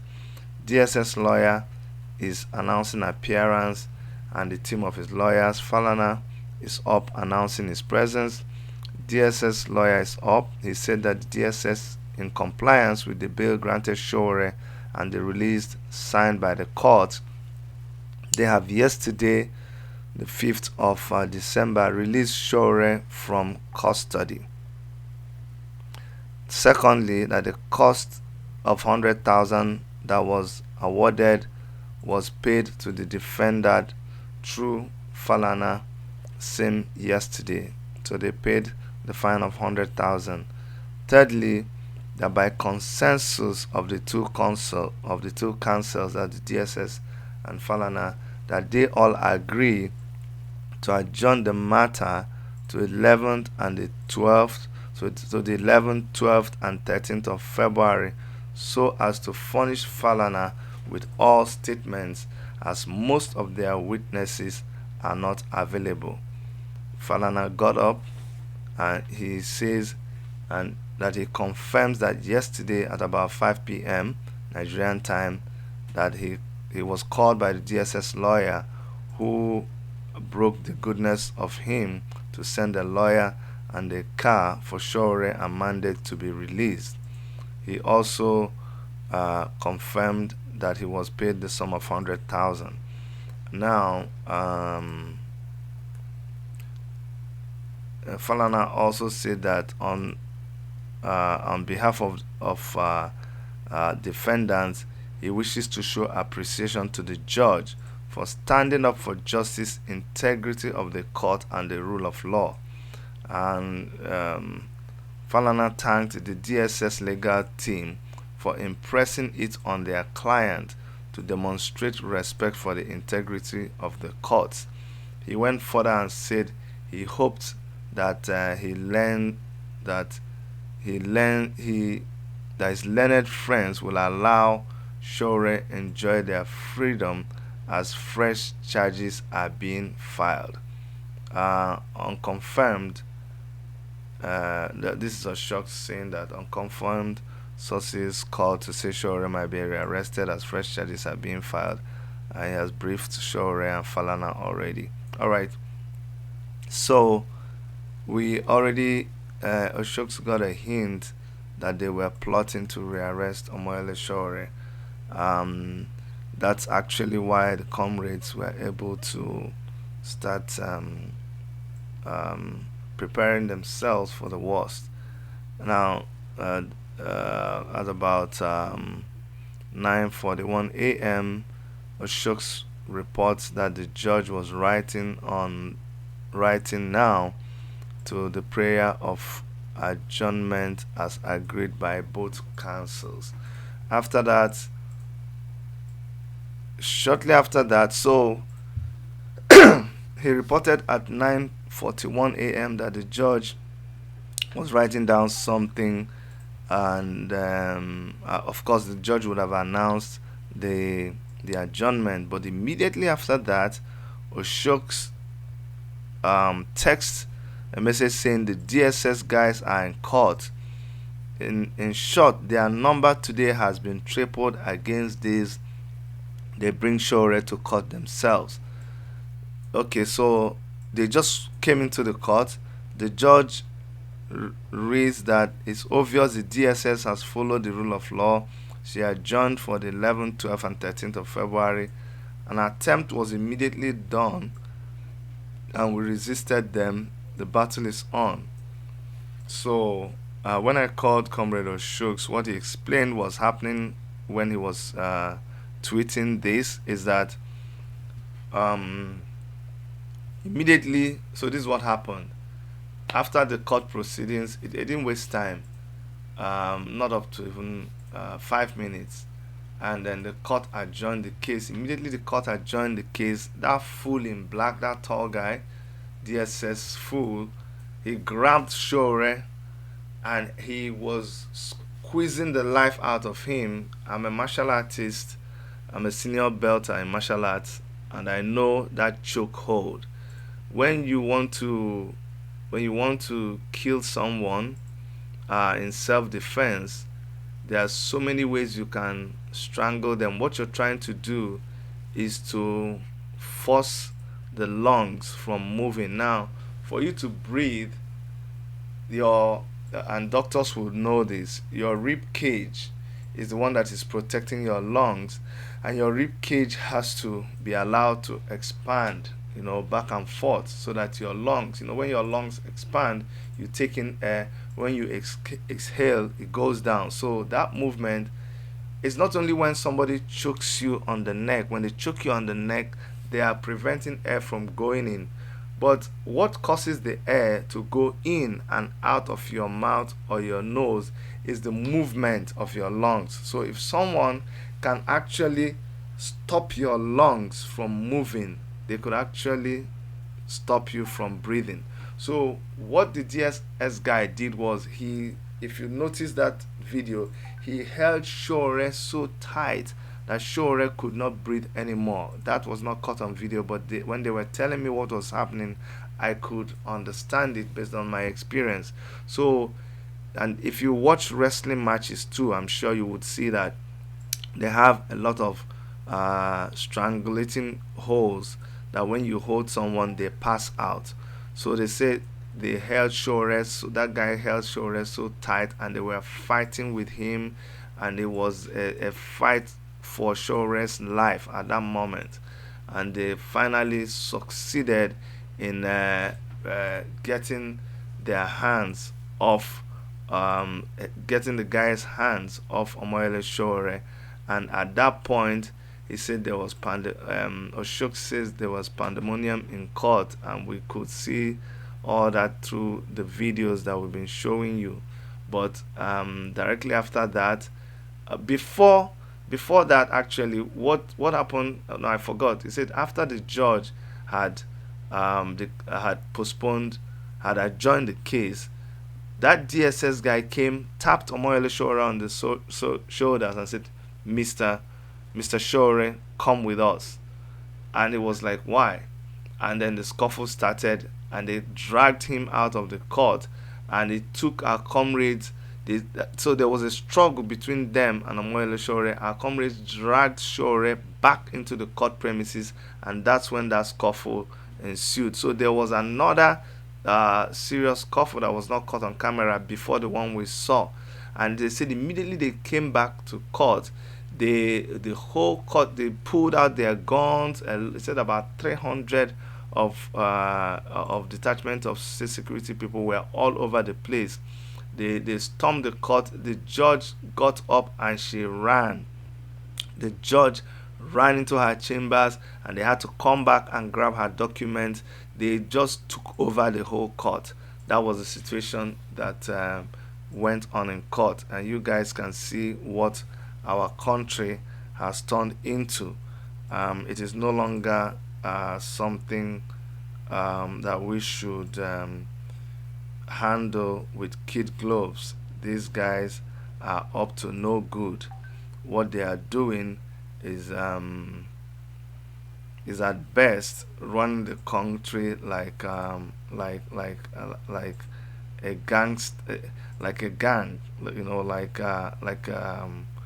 a terror. Now they're going to try to charge Shore for it must be terrorism. Oh, hold on, Comrade Shokes, how are you, sir?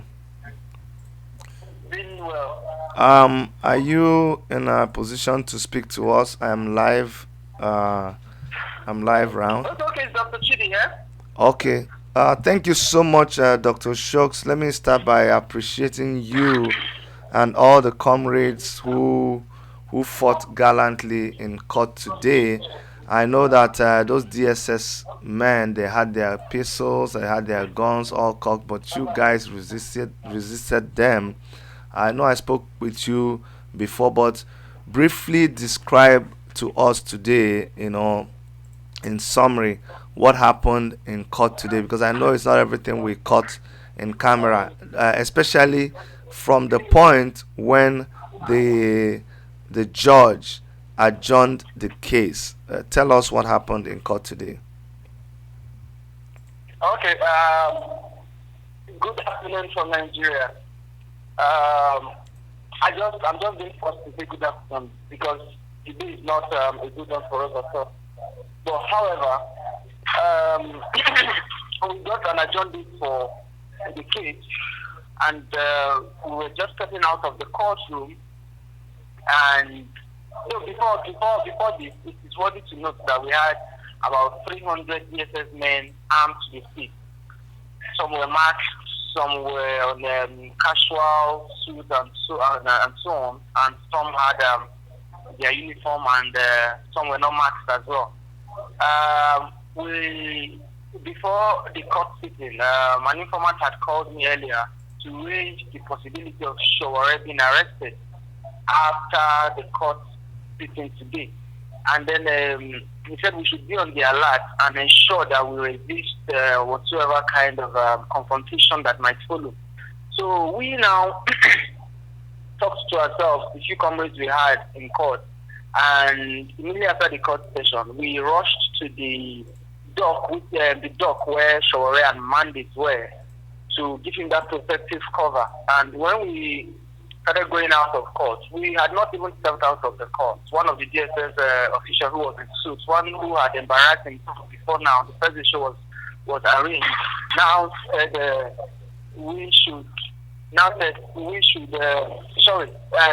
Showore, you will come with us right now. And we're like, no, why should you ask Showore to come with you right now?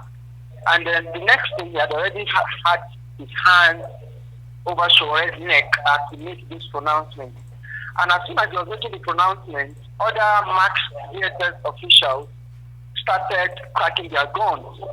So many, intimidating, and when they noticed, they were saying, no, you can't take him. Why? What for? What crime? Haven't granted this guy not even up to 24 hours.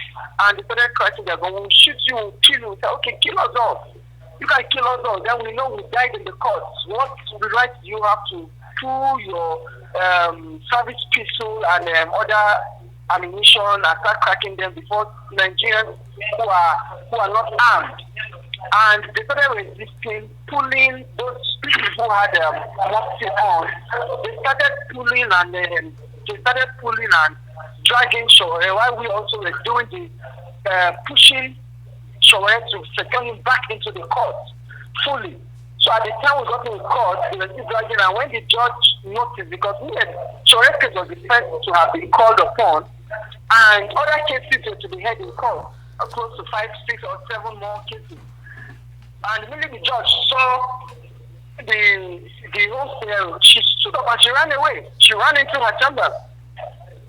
And then we fought until the security, the policemen who were in court were now assisting to push back the DSS guys because they were secreting the law court or the room, and then the one who had hold on Sowore, the same guy who embarrassed himself to first Sowore was somebody, his name is Marshall, was the one who held him to the waist and took Sowore to the ground. This I'm saying is circulated already. You can see it in videos and pictures and what have you. And then it was from the ground we fought for so long before we were able to release Sowore from his grip, you know. And lawyers were so mad. Lawyers were mad.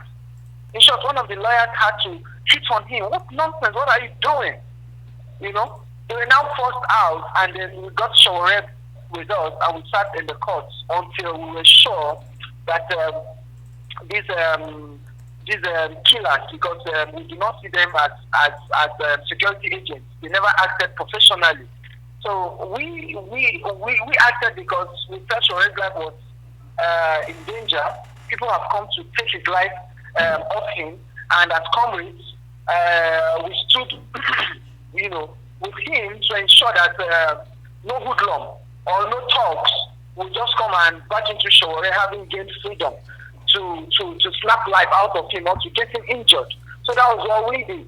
So we would not take this as security men because none of them presented themselves with a valid ID card to say, hello, this is who I am, Mr. Sowore, come with us. The only thing is that come with us, and the next thing they were grabbing from the leg, from the waist, from the neck, and you don't expect us to stand back.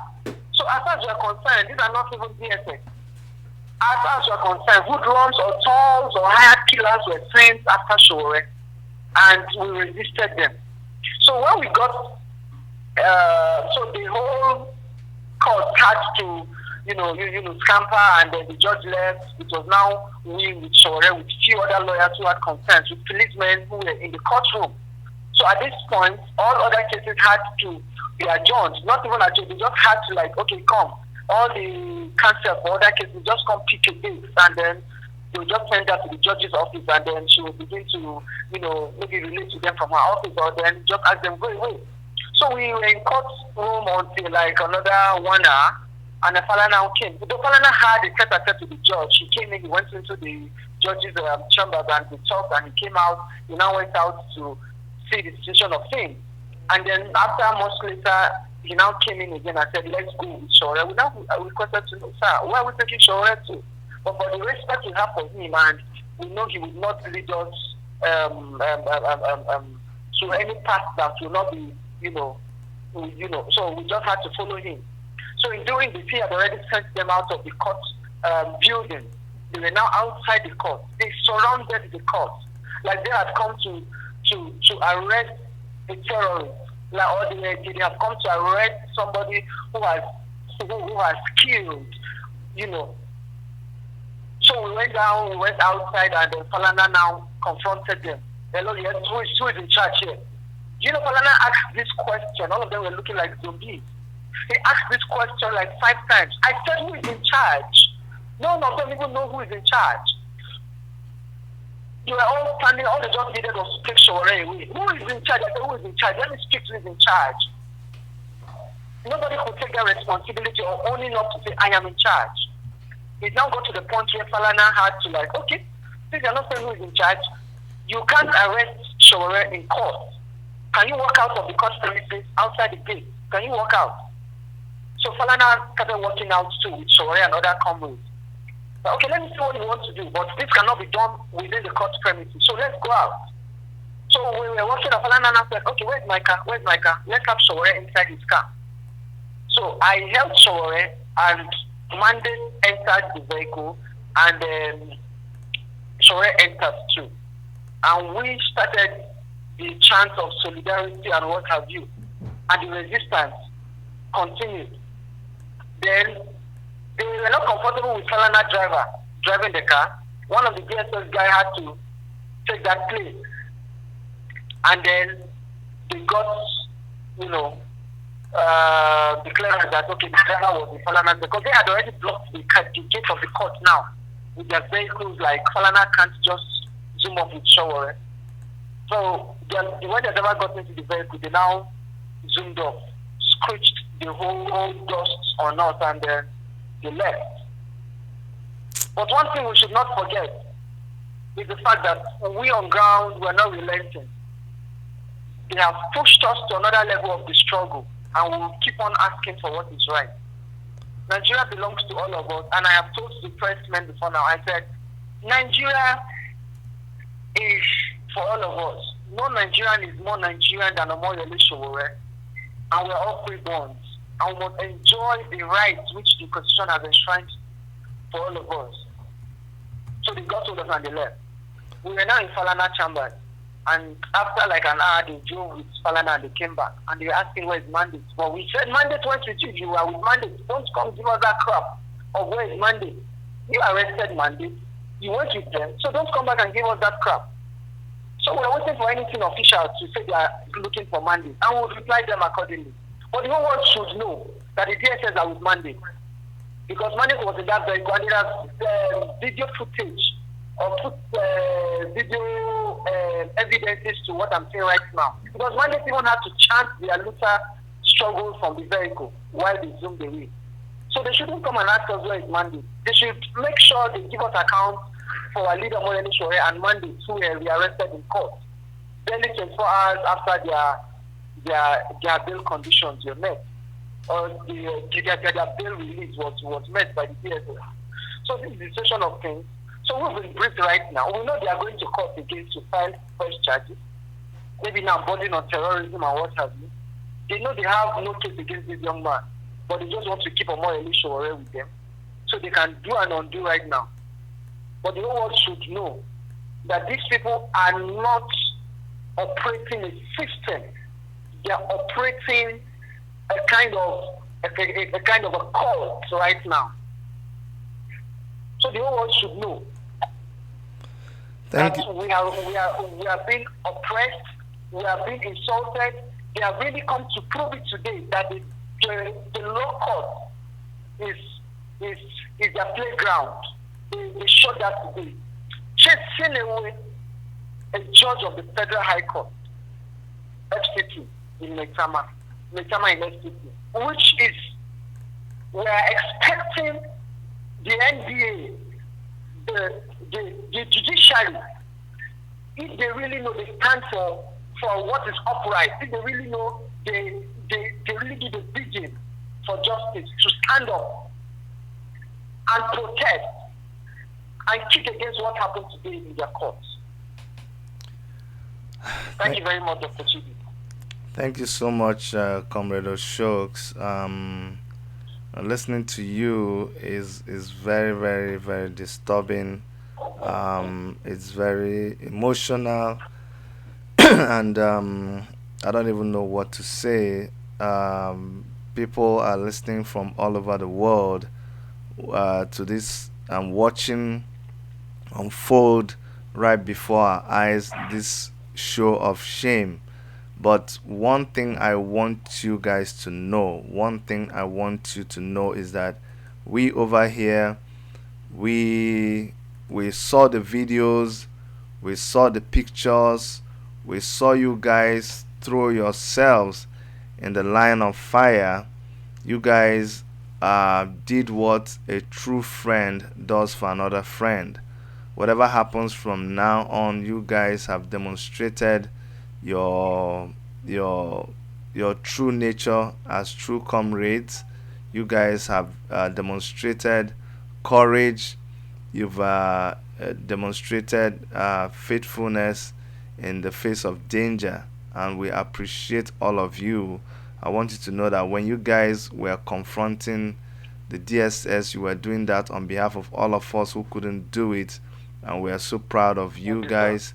I saw you, I saw Juwon, I saw Femi, I saw A3, even outside the courthouse when the DSS had all their guns pointed at you. When they were about to drive the vehicle out, A3 lay on the ground. I mean, that was the high point of the whole thing. He lay on the ground and said they should climb over him, and they were dragging him.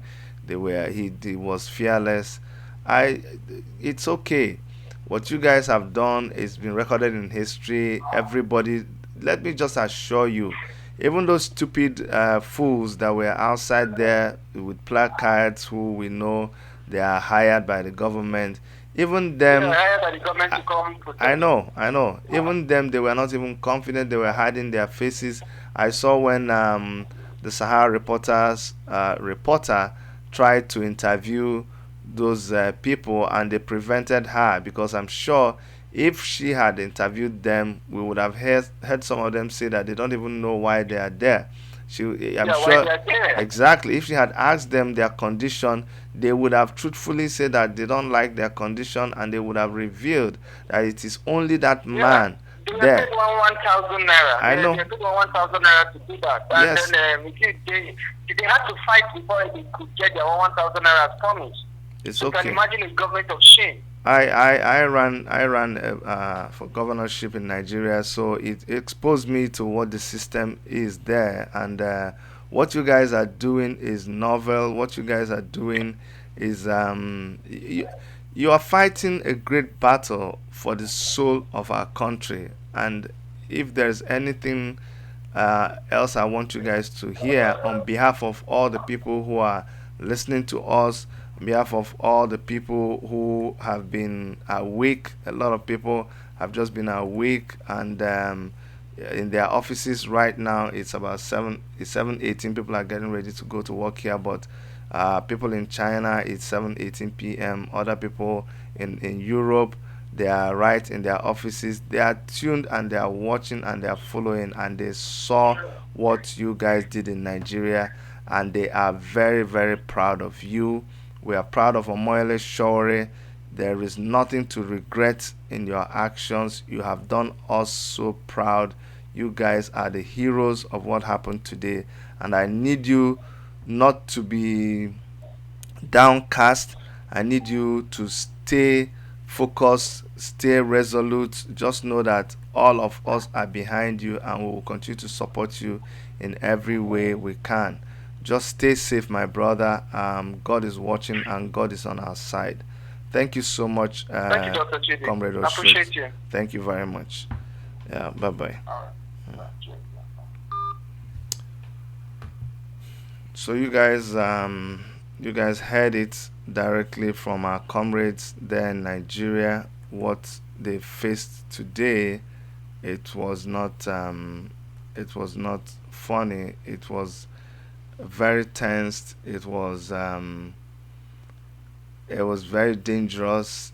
It was just everything that you can use to describe a chaotic situation that is irredeemable. That's the situation we have in Nigeria right now. I want all of you that are hearing my voice right now to just spread the news that we've lost it in Nigeria. We've lost it completely. Okay, we have lost it in Nigeria, and Nigeria is desperately in need of help. We must help Nigeria, and you guys, please, you must do everything that you can to help Nigeria. That's all I can say for now. So please, just pray for Nigeria, pray for our country. We are done. The situation right now as we speak is that the DSS is in possession of Omoyele Sowore. But worse than that, they are also even asking for mandates. There's a confusion right now. They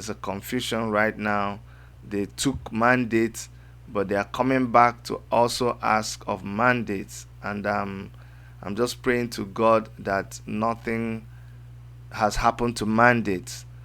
I remember when they arrested the leader of Boko Haram that time. Initially Boko Haram was something that Buhari and his group used initially to try to win the election, and when they did not succeed, these guys went rogue. And when the big guys understood that these guys were going to spill the beans, they arrested the guy and said they shot him while he was trying to escape. The funny thing is that when they showed pictures of him, the guy was still in handcuffs. And how could he have tried to escape? And so I am. See, these days when we talk like this, I don't want you people to just focus on what we're saying and understand that we are not joking. So when I say I hope they have not killed mandates, I don't want you to say, oh no, don't talk like that. No. I hope they have not killed mandates. I hope they have not killed Omoyele Sowore, because they can say, oh, on their way to DSS office that they tried to escape and so they shot him. Now, that is what I pray does not happen, but that is a very, very possible thing that could happen, and we pray that it does not happen. Okay, that's all I can say for now. We are really in trouble in Nigeria. Someone is asking me, where is Omoyele and Sowore, for goodness sake? My dear, your puzzle is the same with mine. The last we saw of him, he was whisked away, presumably to the DSS headquarters, but that is all we know. We cannot confirm where he is right now, as the DSS came back to the office of Femi Falana in Abuja, requesting for mandate. So we are confused. Recall that outside the court premises, Femi Falana had asked them, hey, who is in charge here? And none of them could say who was in charge. So it's amazing that when they came to arrest Sowore, they could not say who was in charge. You understand? And then for us to now hear that the same people are asking for the whereabouts of mandates that they took by themselves, it is something very, very worrisome. It is something that should compel all of us to ask questions. You all saw what happened in a country where things are done normally. You don't have to display all those kind of Gestapo habits in court there. It was not necessary. If you want to arrest someone, you arrest them. You just arrest them. If your arrest is justified, why do you have to do all that? Why do you always look for a way, something to aid you? You wanted to arrest him inside court because you knew that the people will resist you. I feel so sad for our country, Nigeria. I feel sad for Nigeria. I feel sad for the people in Nigeria who just go about their business like nothing is happening. I don't know what else they need to make them wake up. All right, I really hope that they are able to wake up and realize the predicament that they are in. We're gonna stop this broadcast for now. I am going to follow up with any updates as soon as we get it. I will let you guys know, but for now, we're gonna close on a note that Omoyele Sowore has been rearrested by the DSS. I'm just gonna play back that video once more, and just so you guys get a feel of the mood in court today. We're gonna close on that note so that you guys understand what the situation was that led to Sowore being whisked to the DSS headquarters. That is the last video that I'm gonna play for you guys today, and we'll close on that note. I want to thank all of you for being with us. I want to thank you for your support. Please continue to pray for our comrades. If you want to support what we're doing in Nigeria in any way. I didn't say this before, and let me just let you guys know that up till now we do not even have access to, the GoFundMe money that we contributed. We contributed it under the Take It Back movement, and because Omoyele Sowore is not there, there are some logistics that need to be sorted out before we can have access to the GoFundMe money. It is deposited into an account before it can be deposited into an account even.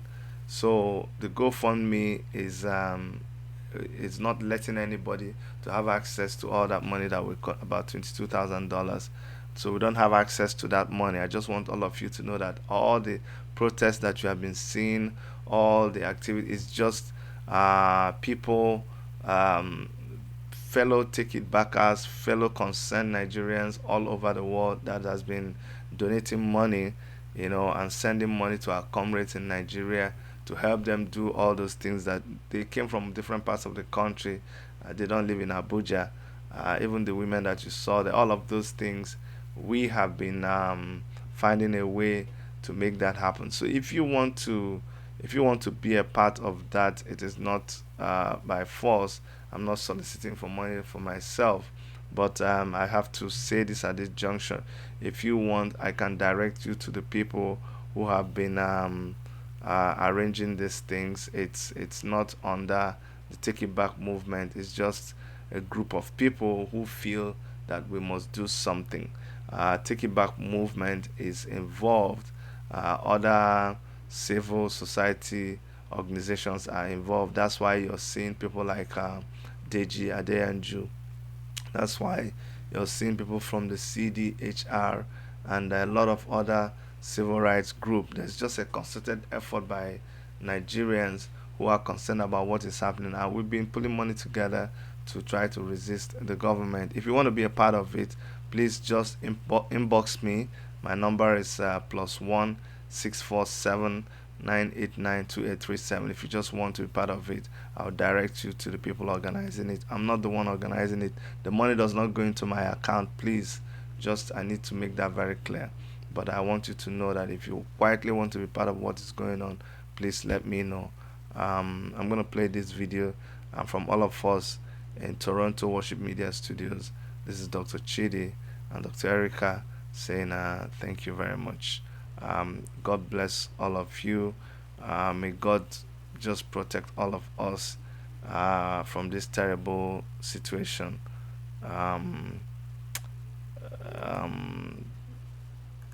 I love you guys. I really love you guys. I love you guys. I love our homeland.